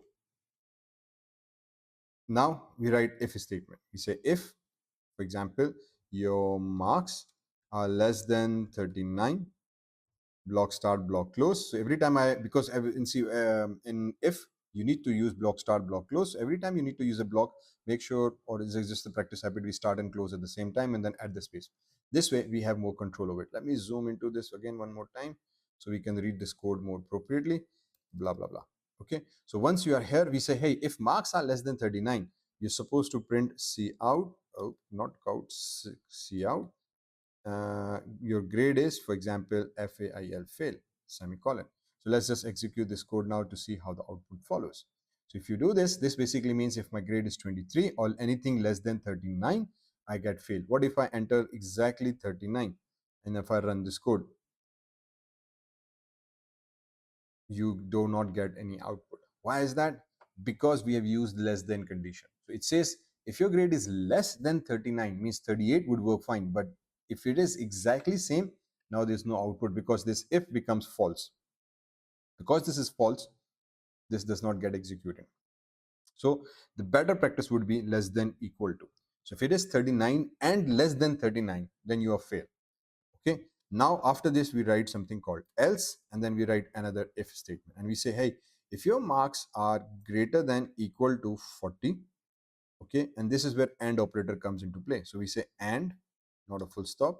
We say and your marks are less than equal to 49, okay, as per our this practice. Now see what we have done. We have said, hey, if your marks are greater than 40, greater than equal to 40, so if you get 40 or above, and means it will make sure that both conditions are true. So if it says and marks are less than equal to 49, then what I need to do, again, block start, block close, make sure you always do that. Then what you need to do is, again, enter space. I say, hey, C out, and I will say, for example, your grade is D grade. You get a D grade. And then make sure you give a semicolon. Okay, so now I'm going to say, hey, if your marks are below 39, you fail. But if your marks are anywhere between these two numbers, you're supposed to do that. So if the marks, for example, in this case are 49, okay, so now if I run this code, what this will mean, it will come here, marks less than equal to 39, the condition becomes false. Say, hey, what have you done? This is false. Okay, so this statement does not get executed. The control goes to the else. It says, because this is false, now I need to execute else. Previously, else was not written, so it did not execute anything. So if you write it, the C++ compiler will automatically connect this if with this else.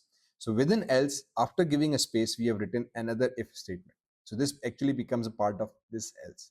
Now we say, hey, if your marks are greater than 40 and less than 49. So now we have written two conditions, greater than 40 and less than 49. Your grade is D grade. It gives me an error because, again, I don't know why I'm just spelling it as count every single time. If I run this code, U grade is D grade. Now, again, the key thing here to remember is how we write the expression. Okay, this Boolean expression. If I just write equal to sign, this becomes a false condition because the grade is exactly the same. So we need to use equal to here. Similarly, greater than equal to. So if I get 40 here, and if I don't write equal to here, this condition becomes false as well because I've written greater than 40. So if you run it, we still should not get any output because my marks are exactly 40. Marks, it says your marks are greater than 40, not equal to, greater than. So this becomes false. Because this is false, the whole expression will be considered as false due to this AND guy. Capish?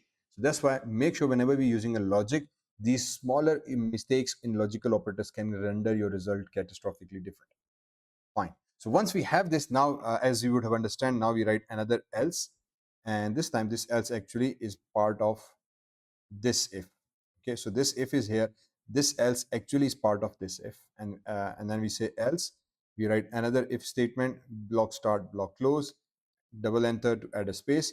Now inside this marks, I will write marks are greater than equal to 50 and marks are less than equal to, what was our code? 50 and 60, 59. So we'll say 59 here. Okay, so if that is the case, let me just do copy, paste, too lazy to retype, and then I'm going to say C out. Now you get what we call C grade. So now follow the hierarchy. If this is true, this gets executed, everything below it will be ignored. If this is false, then it goes inside this first else. Inside the else, we have written a nested if, which will evaluate if your marks are between 40 and 49. If this gets true, you will print this thing and everything below it is completely ignored. But even if these conditions become false, so for example, if my grade are not this, if I say 56, so now this condition becomes false, both of them. So the control from this if, it will come down to this else. So this else is actually connected to this f. So this else will then again say, hey, hang on, I have another if statement. So now this if statement condition is evaluated. Okay, so when you run this code, now it will say, hey, is your grade equal greater than 50? Yes, it's greater than 50. This becomes true, and marks must be less than 59. So this is less than 59 as well. So this time we get a C grade. Similarly, now we say, hey, because we have this if, we write another else statement, and inside this else we write another if statement, block start, block close, enter, double enter to add that space, and we're going to say, how about if your marks are greater than equal to 60 and less than equal to, and marks are less than equal to, for example, 75. In that case, what should I do? I go inside this else and I print C out. This time you get what we call a B grade. Okay, this is what the rules we defined previously. Now, if this else is false, for example, if I set the result to 65 now, so this becomes false because the marks are higher. Again, this becomes false because marks does not follow between this range. This becomes false because again, marks also don't fall in this range. Then this says, hey, are your marks greater than 60? Yep, greater than 60. And they are less than 75. So we have provided a range here using the AND operator and two expressions. And so, yeah, it's less than that. So now B grade gets executed. Similarly, even if that's not the case, for example, if my marks are, for example, 85, now this also becomes false in both scenarios. So we say, hey, if that is the case, again we go here, we write another else. Oopsie daisy do. We say else. Oh, what happening? I don't want capital letters. Else, if, again, another block statement. And inside this if, we're going to say, hey, finally, if the marks are greater than equal to 76 and the marks must be what they were, 85, marks must be less than equal to 85, then brother, you need to print that, hey, you got finally an A grade. See, so now you see the hierarchy of the code, how it is following. So all these basically become a child of it, and it's a good practice to always use indentation to clearly identify your code. If you write it just in a single line, sometimes it's very difficult to understand what's happening. So this indentation actually does play a key role. That's why I have done the indentation. It's just for understanding sake. It has no impact on the output. These indentation basically allow us to understand the code in a better way. Okay, that's not okay. So then finally, if I said, even if the results are not there, what if I get 95 marks in my exam? What should I do now is, so because if I get a 95 marks, I have greater than 76 and less than 85. So if I come back here, I will write another else. I say, hey, else, block start, block close, semicolon, bracket start, bracket close. And then I say if, oops, where did my if go? I'm supposed to write if here, if, and I'm going to say now the marks needs to be greater than equal to 86. Okay, see, I've not given any space. This should not be a problem. And then I say and marks space less than equal to space 100.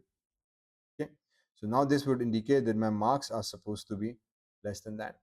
If that is the case, you come here and you control V, print it, and then you can say, hey, you got A plus grades. If I run the code again, this time I should be getting A plus grade. Why is that? Because my marks are 95. So it will evaluate the first condition, 39. Is it less than 39? Sorry, it's failed. This will return false. If this is false, the control from this if goes to this else. Inside this else, we have another if statement. So now it say, hey, if marks are greater than 40 and less than 49, you print this statement. Because again, this condition, both this condition becomes false. The controls from this if now goes to this else. This else again has another if. If the marks are greater than 50, less than 59, execute this. If none of this condition is true, from this if the control goes to this else. From this else, again another inner if, then this if is connected with this else. This else will again have another nested if, which basically will finally evaluate if this again is false from this else again. So this is a complete example of if else, if else, if else for even this such kind of a simple scenarios. So now you can see you can build up a more complex logic of your code. For example, if you're building a tic-tac-toe or a chess game, so there's lots of conditional statements that go, if this is true, do that thing, else do that thing, but if within that else, if this is this, if that is that. So when you have multiple conditions, we nest them out. What happens again now if I write the condition, for example, just 0, 5? Okay, so if I run the code, what will be the output? Fail. Exactly, because it comes here, it says, hey, if marks are less than 39, you're failed. So because I wrote 5 only, this condition becomes true. It prints C out fail, and then all of this code at the bottom is completely ignored. Nothing gets executed. Why? Because the first if became true, the code executed, block end, and then capiche. Khalas, the program just ends. These lines are no more relevant. Only else will execute depending on which condition, what our marks are. So if I give 95, false, false, false, it will execute line by line everything and say, condition false, condition false, condition false, and finally say, thank God this condition is true. And then it will execute. Okay, and then finally sometimes we do is we write a simple else. This time there's no if, and I can say, Brosum, if such is the case, we say invalid marks. Ta-da! Please enter value between 1 and 100. Okay, so now we have given an instructions. This basically means, what if I give value 155? User, I ask them, enter your marks, they enter 100, 115. So what should I do now? Okay, so in this case we have written an last else without any if, because after 100 we don't want to evaluate anything. So we just now say, hey, this if has else, but there's no if. So if everything is false, if the number does not match or satisfy any of these conditions, this becomes our last executable statement telling our user that there's an error, there's an issue, your value is not correct. Okay, so your grade is invalid marks, please enter value between blah blah blah things. Okay, so we wrote this statement to let the users know clearly that, hey, you have entered the values but they are invalid marks and you need to enter something there. So this is a typically if else structure, and that's how they follow. Okay, so this is what this all are, these what things are talking about. So if else are absolutely important within our programming to understand how logic building is being done. Then we have something called a switch statement. So now, since we have talked about the conditional statements, let's talk more about the switch statements. Switch statement is basically a type of conditional statements, just like if else, but they work a little bit differently. The syntax of switch statement is that you write a switch statement, you write an expression, and then you use something called case. So that's why commonly they're also known as switch and case statements. Every switch statement has an expression, okay, and I will talk about expressions in a moment. Then the block start, block close. Again, the round brackets are there, so do note that. So inside these round brackets, we write an expression. We start the block, we end the block. Unlike if-else statements where we can write any statement we want, in this switch statement, there's a rule is more that you need to write something called a case and then provide a value against which this is being compared to. And then you write your block of code. Now you can write everything here. But then at the end, the last statement of this case has to be a break. Okay, so another keyword, nothing else, no value, no passing, just write break and semicolon. This basically means that it's a single statement that performs a specific task. I will explain. Then we have case Y, which does this certain code and then break.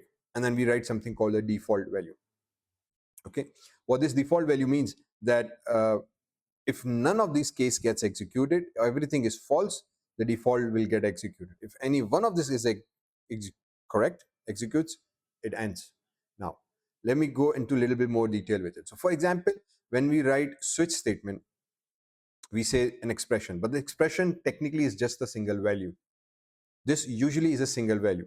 The way the switch works, that it always does an equal to comparison. In conditional if else, we can do less than, greater than, oops, sorry.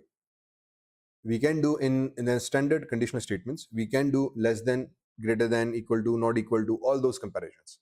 However, switch statement always works with a one-on-one equal to comparison.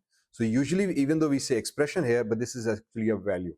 So we write a value here, and then the case that we use is, again, it behaves like an equal to operator, and it compares the value that we provide in the case with this value that is provided in the switch statement. If the value of day and the value of case match exactly same, only then the statement under the case will get executed. Otherwise, next case is checked. Then it says, hey, if the value is 2, does this value also contains 2? It does an exact match, and then the statement gets executed. If it does not match, it goes to the next case. Similarly, case by case, every case value is compared equal to with this switch single statement. So this value is automatically compared with all of these cases.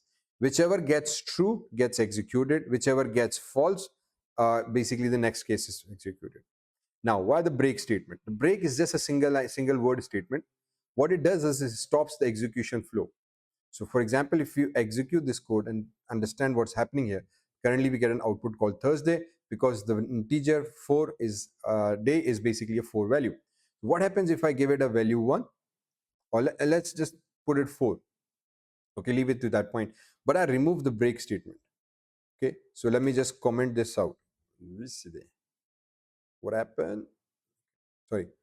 So let's just comment this break statement out. Okay, and then comment this 5 break out as well. Now if I run this code, see as soon as the output comes, see we get Friday, but Thursday, but Friday and Saturday also are printed.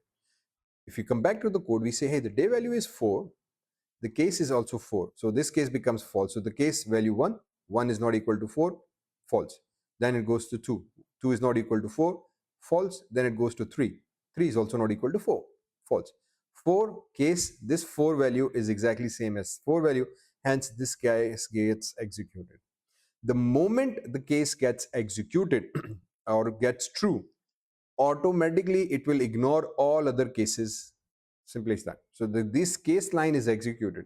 However, the way they work is it does not ignore the statement below it. It ignores the case, but because there is no block here, it's ended with a double colon. There's no block of code. Because there's no block of code, meaning having a, what's happening? Okay, so because there's no block of code here, we basically use something called this block is not there, we use something called semicolon. So if one case gets true, what the compiler will do, it will ignore all these case statements, but it will not get ignore these statements.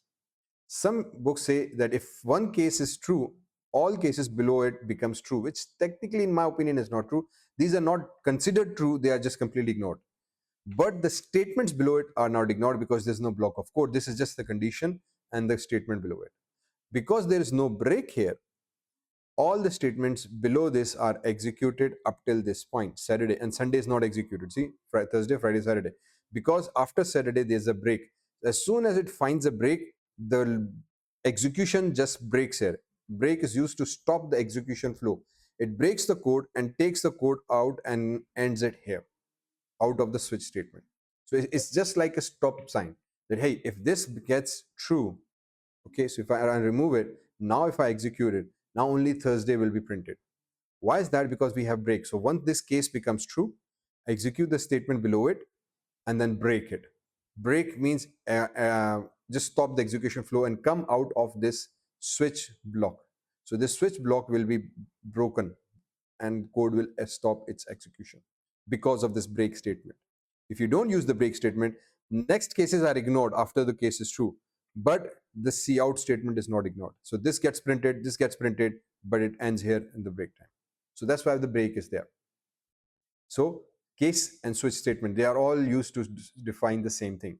So now what happens if you come back to this code here, remember this program code, mark sheet code, I can write exactly the same thing using switch case statements. So let's just try this one out. So if I have this statement and I can say instead of day, or let's just write this whole from the scratch. So we say, hey, we have this. Now let's just write integer marks is equals to, for example, 34 semicolon. Then we write switch switch, and we give it the parameter called marks, and then we say block start, block close, blah, blah, capiche. Okay, now here's a small error because when we remove the code, we forgot to remove the one last block. So this block is there. So if you compile it now, it will give, say, hey, I have a block here, but I don't know which starting block it belongs to, and this is an extra block, so it just doesn't make sense. It will give an error. So make sure you just follow the same principle: block start, block close, and no other blocks here. Now we write case statement here. So we say hello case is equals to, for example, 1 mark colon, and then we say cout print, for example, fail, and then we give semicolon here, and then we write break here. Now see the problem. When we wrote this statement, we gave it a range of values. That's where the AND operator comes into play. If I write marks less than 39, this is a range. Automatically from anything below 39 is considered here, from 1 to 39. So a range is specified using the if statements. But if you try to do the same with switch statements, it only compares one value with the marks. So if mark is 1, you fail. What happens if mark is 2? What happens if the marks are 3, if marks are 4, if marks are 5? Got it? So that means that if I'm going to do the same program, I would have to write every mark here separately, and that's a nightmare. So that's why you have to know where you have to use the switch statements or where you have to use the if else or nested if else structure based on the condition you are trying to solve. Okay? So not in every cases switch statement works. That creates the problem for us. So this is what we refer to as a switch statement, and the break does the same thing. So follow this along and you will understand. Finally, if no value is true, the default is executed. Okay, so the default statement is like if none of the case is true. So for example, here we have written day is equals to 4, case 6 false, case 7 false, and nothing else is there. So automatically default will get executed. Either that or either case, depends on that. So do always remember that switch always does equal to comparison one-on-one, and it follows with that. Vish, good job. Now finally, let's just talk more about loops. What exactly are loops and how they work? We have something called while loop, we have something called for loop, and do while loop as well. So if I go inside while loop, we have a while and do while, and then we have a for loop here as well. So these are 3 looping statements. In numerous situations, you would come across where you need to repeat a certain set of code. So instead of writing every line of code individually, we use something called loops. Loops are basically a block of code that are executed repeatedly until a certain condition is reached. The way it works is, for example, we write something called while, again another keyword, round bracket start, round bracket close, and a condition is specified. Now this can be any condition, similar to if else. Okay, so it can have a range very easily. So until that condition is true, this code get executed, and it will just keep on repeating itself, keep on repeating itself, keep on repeating itself until this condition becomes false. So for example, we have this thing. Let's try this code out. Yep. So now we say, hey, hash include iostream using namespace std main integer I is equals to 0. So we write an expression if I is less than 5. Okay, so if I is less than 5, go in, print the C value, print cout, print this a value of I, and then we use something called \n for a new line. So up till now we have not discussed this. This is called escape sequence. \n will indicate that we want a new line here. So we say cout, print the value of I, again insertion operator, and then \n. Backslash is basically escape character. It means that we want a new line here. So this is a code for entering a new line, and it's written inside inverted quotation marks as a cout. So wherever in your outputs you need a new line, basically we use \n to generate the new line here. Now we did this increment here. Now remember, we talked about increment operators previously. What this basically means, take the value of I, compare it with 5. If the condition is true, print this value. Then increase the value of I. Okay, so this value will increase by 1. So if the value is 0, now it becomes 1. Now you say, hey, now it does do the comparison. So this 0, 1, 2, 3, 4 is automatically generated. So because the first time when the loop executes, the value becomes 0. Okay, so let me just put it in this way. First time, okay, I is equals to 0. This is what happening. So we say I is equals to 0. This is the first time. Okay, then it says if this is the case, if this becomes true, uh, execute loop. Okay, so if this condition is true, I value is 0, so we say condition is I less than 5. If this becomes true, if it is equals to true, execute the loop. So this becomes the first step. We have assigned the value I to 0, check it. If this I value is less than 5, execute the loop. So this loop gets executed. When the loop gets executed, it prints this statement, but within the loop now we have done this increment. We have changed the value of I plus 1. This basically means that now this will add 1 to I, okay, which basically means, as we have done or understood previously as well, I is equals to I plus 1. Where is I? Why I'm missing words here? I is equals to I plus 1. So this means take the value of I, add a 1 value to it, and assign it back to I. Okay, so this is a shorthand there. So now we have changed the value of I here. So oops. Now when I write it, I is becomes what? 1, because we have changed the value of I here. Okay, so now second, again it will loop. Okay, and now repeat step first to make sense. That's it. That's the basic logic. In the first step, take the value of I, compare it with the value of 5. If it gets true, execute the loop. So when loop gets executed, it will print this value and it will add 1 to the value of I because of this increment. So I becomes 1 now, from 0 to 1. Because it becomes 1, and then it will repeat itself. So again, it goes back to the first step. Now the I value becomes, for example, 1. It will say, hey, I is 1. Now is I less than 5? If this is true, execute it. So this is how basically the loop works. Okay, and this is a while loop, the syntax of a while loop. Let me give you one more example with that. So for example, we can also say here, let's just take integer table is equals to 4. So for example, if I want to generate the table of 4, how should I do that? So I said, hey, I want a table of 4. So we write while loop, okay, block start, block close, integer x is equals to 1. Okay, so we say, hey, I want the table of 4, but if x is less than equal to 10, execute up till spine, because again tables are supposed to be generated from 1 to 10. Okay, so we have want a table of 4, and then we will set a value increment x is equals to 1, and then if x is less than equal to 10, so what you're supposed to do now is you use cout block, and then we're going to say, hang on, take the value of this table, multiply it with what we say x, and then generate the answer. So here's what again we can do. For example, bracket start, we can say table, and then we can go add another column, and then we can add inverted quotation marks. We can use this symbol within inverted quotation marks, blah blah things, and then we can say, hey, print another output, multiply by x. Okay, and then we can say again another value, and then we add inverted quotation marks is equals to, and then double value, and then we print this inside. Okay.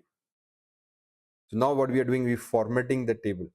So we say print the table number, whatever number we have given here. So 4 multiply by value of x is equals to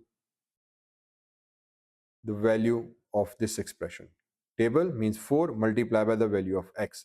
Once you do that, semicolon, come here and do x plus plus, increment the value of x, If we run this code and if there's no error,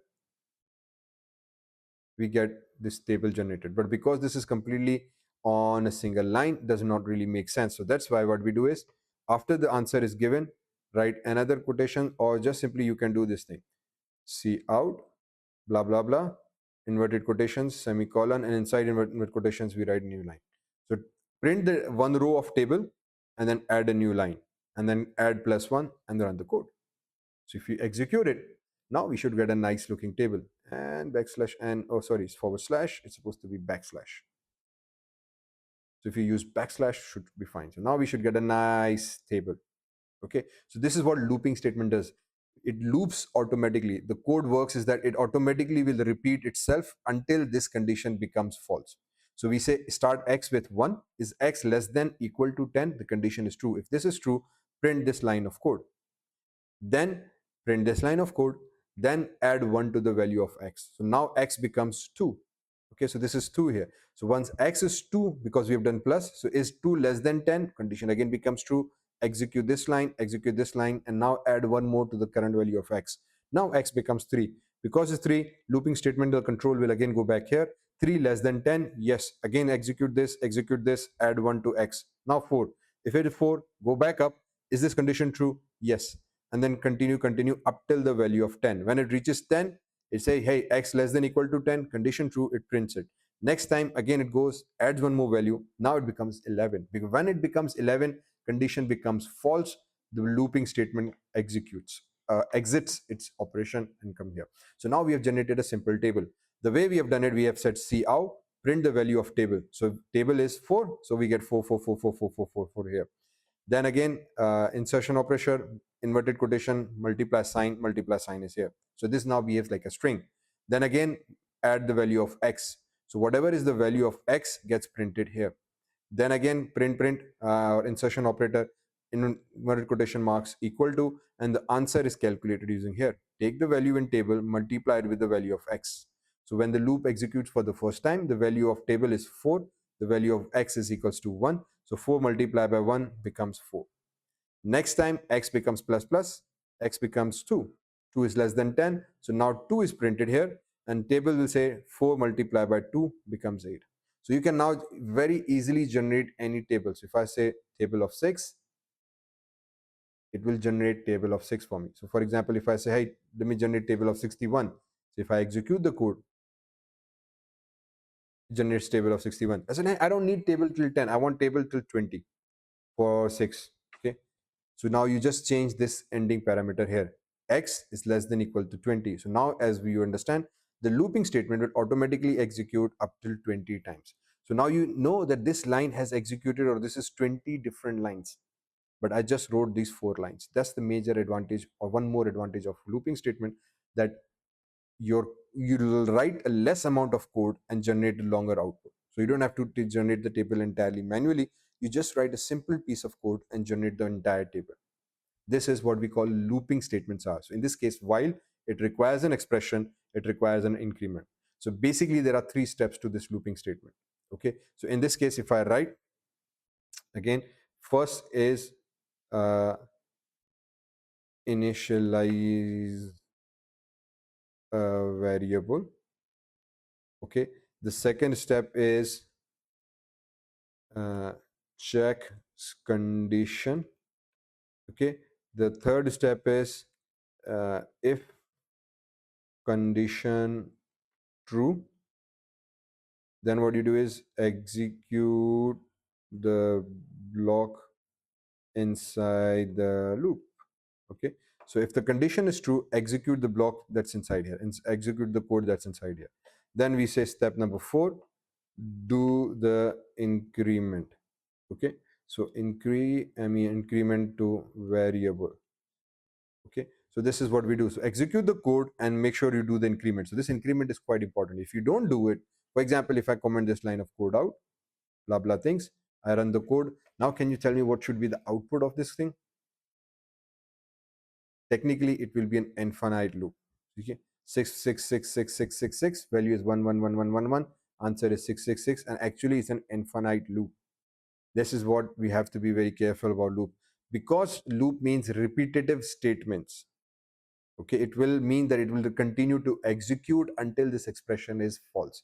If the value of x is not changing, means value of x remains same, this condition will always render true. Hence this is an infinite loop. Technically it's just keep on going forever and ever and ever.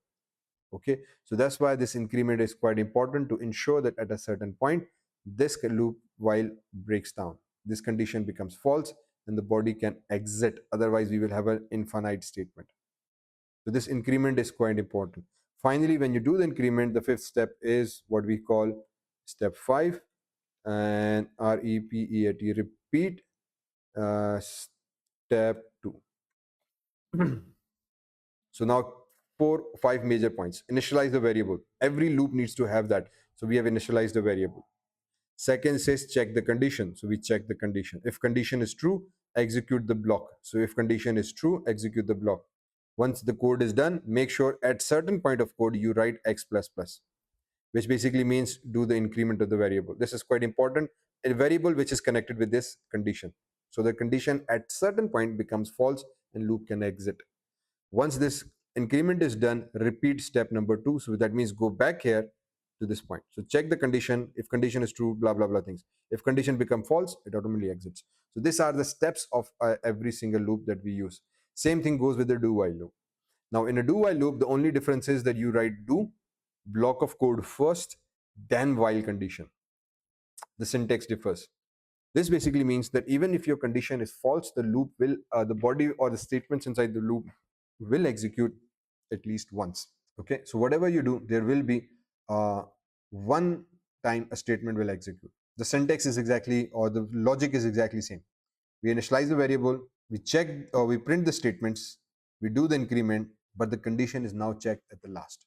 So in this case, when we wrote the do while, this check condition step becomes the fifth statement. Okay, so this is the change here. That's the only change in a do while loop. So no matter what you do, so if you write integer 1, if you print it, at least one time it will execute. So for example, if I say 5, this basically means that is the value of I greater than 5. I starts with 0, this is greater than 5, condition becomes false. Because this condition becomes false, technically the loop should not execute. So if I run the code will at least print one value. Why? Because the statements are actually written before we evaluate a condition. So at certain point of time, some logic requires us that at least one time a statement is executed before the condition is evaluated. That's why we use a do while loop. So in this case, the condition gets executed first, then increment, and then the condition is evaluated. The expression is executed, increment is done, and the steps are changing. But again, the logic is same. It will keep on repeating its same statements. Okay. Now moving on to for statement. The for statement is similar to again do and while, but the syntax differs. The logic is exactly same. And this is one of the best loops and most commonly used loop all around. The for again is a looping statement. Everything you write inside the for will execute, but the way we write it is just different. The way we write it is just different. The logic is almost same as this thing. Okay, so let me explain this. So what happens now is that inside the for loop, block start, round brackets, and we write 3 statements. All 3 steps that we mentioned here: initialize a variable, check a condition, do the increment. These 1, 2, and 4, these steps are actually written on a single line in a for statement separated by a semicolon inside these round brackets. So statement 1 executes only one time. So this first statement is initialization, and technically initialization should only happen before the loop or for the one time. So this statement only will be executed once. Then we say condition statement. So this will execute every single time. Then increment operator. Usually this is where we write this increment operator in the block of code. This is how we basically specify. So we write for integer I is equals to 0, initialization. In the while loop, we did this before the while loop. In for loop, it's done actually inside the loop. Semicolon, then the conditional statement. I is equal to I is less than 5, or any other conditional statement you can use as we used in previously. Then semicolon, I plus plus. So you can see these three statements are actually written inside the for block all at once. Block start, block close, and the C statement is executed. Okay. Now the way it works is, here's the logic of it. Okay, if I execute this code, again 0, 1, 2, 3. Here's the logic of for loop. Okay, first step, do the increment. Oh, sorry, do the init, initialize variable. Okay, so let's just move this word out. Initialize the variable, which is integer I is equals to 0. This part gets executed first, foremost. Then next step is check condition. Okay, so it checks the condition here in the second step. If the condition is true, what it will do? 3, if true, execute block of code. Okay, no problem, capiche. Then go back and do the increment, and then again fifth step is repeat step 2. Okay, so this is the logic behind it. What this basically now means is, initialize the variable, so this variable gets initialized, check the condition, condition gets checked, but this line is ignored for the first time. This does not get executed for the first time. After the condition is evaluated, if true, execute the block of code. So this block of code gets executed. Okay, so 1, 2, 3, these three things are done. Once the block of code is executed, now the control goes back to the increment corner. Now it does the increment to the current value. So I becomes 1 here. After you do the increment, repeat the step 2. So the step 2 is, again, now check the condition, execute the block. If it is true, go and do the increment. Once increment is done, check condition, execute the code, do the increment, check the condition, execute the code. So this is how the for loop basically works. Now we can do the same table operation in this thing as well. So I can say, hey, I like you, so let me use for bracket start bracket close and block start block close. Usually I just do this initially. So I say, hey, integer x is equals to 1, start from 1, semicolon, separated. Then x less than, for example, equal to 10. So that I wanted to generate the table from 1 to 10, semicolon, and then x plus plus, do the increment. Here, now you need to write C out. Okay, not that, C out, go back here, and I say, hey, print the value of table. Again, I don't have a variable table here, so let me just declare integer table is equals to, for example, 6, semicolon. So we declare the table. And we say, hey, C out, print the value of table. Again, insertion operation in a string, multiply or print the multiplication sign. Again, we go back to the insertion and the print the value of x, and then again insertion. This time, inverted quotation marks, print the equal sign, again insertion, and then again in brackets are right because it's an expression. We want to ensure that it does the calculation first, and then it performs the print operation. Simple. So same thing that we did previously, we did here. And then we know that I have to write something called C out, blah, oops, C out, block start, block insertion operator, and then we use something called for backslash n, semicolon. So now if I execute, the table is printed. The code with while loop, this one is again same. So but in while, we did initialization before the while loop, check the condition inside the while loop, and do the increment inside the block of code. In do statements, again the same thing, do the initialization, but before the do, execute the statement, do the increment, and now check the condition. So this is just the order of code is different. Similarly, if you come back in the for loop, the same syntax has been written. Do the initialization, check the condition, execute the statement, then come back at this point, do the increment, check the condition, execute the statement. Once the condition becomes false, block come out of the code. So this is what basically for loop does. Okay, and you can go and give it a good read. And then for just like nested if else, we have something nested loops as well, meaning that you can have a loop inside a loop. So if you see this, what we have now is we have a for loop. Okay, and block start, block close. Inside the for loop, it prints certain statement. but then it has another loop inside main loop. So now what happens? So we see outer loop one time, inner loop one time, inner loop one time, inner loop one time, then outer loop again, 1, 2, 3. So we get a different output this time. How this is happening? We say for integer, initialize a variable, less than condition, but less than 2 is there. That's why we only get outer 2, I plus plus. So we say C out, outer value, I backslash n. So when you use an inner loop, what happens that when the loop executes for the first time, this loop executes one first time, it comes inside and said, hey, I have another loop here. So now this loop comes and gets executed. So integer j is equal to 1, j less than 3, j plus plus, C out inner j. But because this loop is inside the outer loop, this loop will complete its operations before the control is given back to the parent loop. So this loop executes for the first time, outer loop 1, then comes to the inner loop, j is equal to 1, j less than 3. So this gets executed, j is value is 1, increment, now j becomes 2, prints it, increment, j becomes 3, checks the condition, prints it. When the condition becomes false, only then the control of this loop breaks and the control goes back to the main loop because this loop has just executed one time. So it does the increment, checks the condition. If the condition is true, again it prints outer loop 2 because this statement is there. Now inner loop again gets executed.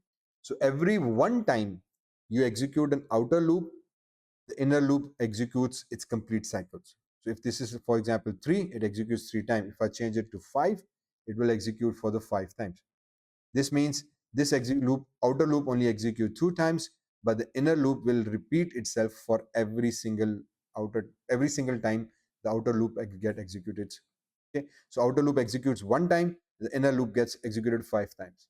The outer loop executes second time, again the inner loop executes from the first to the 1 time. If I change this to, for example, 4, now you can imagine that outer loop will execute 4 times in total, but inner loop will execute its complete cycle for every time the outer loop gets executed. So once first time outer loop executes, the inner loop gets executed 5 times. Condition breaks, control goes back to the outer loop, it executes the second time. Now its body again needs to execute. So inside the body, because there's another loop, the loop will again start from fresh because there's an initialization here. So loop will again start from 1, execute is completes its cycle, control back goes back to the outer loop. Then again inner loop is executed 5 times. When the condition becomes false, control goes back to the outer loop, and it gets executed. So this is what a nested loop looks like. And you can use nested loops. We use conditions inside the loops, nested conditions, and whatever you want. The key concept to understand here is that looping statements are statements that get repeated itself. Now you see how many lines we have generated and the code that we've written for it. Very simple code and very small code. Okay, so outer for loop is a repeat loop. You can use nested loops, means you can use for loop inside for loop. I can use a while loop here as well. I can use loops inside loops. I can use a for loop inside a while loop. So if I come back into my while or do while, I can use a for loop inside here. I can use for do while here. I can use while here. Depends on that. Okay, so you can use nested loops inside each other. Doesn't really matter. We use if else conditions and so on and so forth. Now depends on exactly what you want to try to do that. Okay, so these are basically of basic looping statements. Okay, so now this wraps up this short tutorial that explains the basic of C++. Okay, if you've understood up till this point, excellent. Go through the remaining topics. I will try to create a whole detailed video in which more of these topics are covered, but if you understand these fundamentals now, going through this will make things more easy. That's why I'm using W3Schools. It has a good and basic reference points and clears the concept immensely. But remember, a good programmer can only be an excellent programmer once you do practice. So knowing about for loop is one thing, but understanding how to use it in different situations is completely different. So for that purpose, you need to do practice. The more practice you do, the more strong programmer you become. By practice means you doing practice different tasks. So for that, I recommend one more website called W3Resources, if anybody has used it or not. But it's also very simple, but yet very beautiful website. In this website, if you come inside here and you will find backend exercises. So go into C++, and here there are tons of different top exercise questions based on that. So if I click on basic, you can see there are various different programs that you need to write. So for example, take any program, write a C++ program that checks whether a number is primitive or not, and you solve this problem value of this. Again, the values are given based on these values, you solve that problem. Then you take another problem, then you take another problem. The more problems you solve, the more better and proficient you become. I am creating a manual for that, for more containing more problems. So if you want to access that, leave a comment below so I can share my practice task lab manual, as I call it, practice task manual for C++, and it contains around 100 problems that you can solve on various different topics that we have covered. So all those 100 tasks are simple programs with their explanation on how they can be solved. Or you can use this website as well. It has also plenty of wonderful website web programs. Use these programs, see how to solve them. The example code is also there.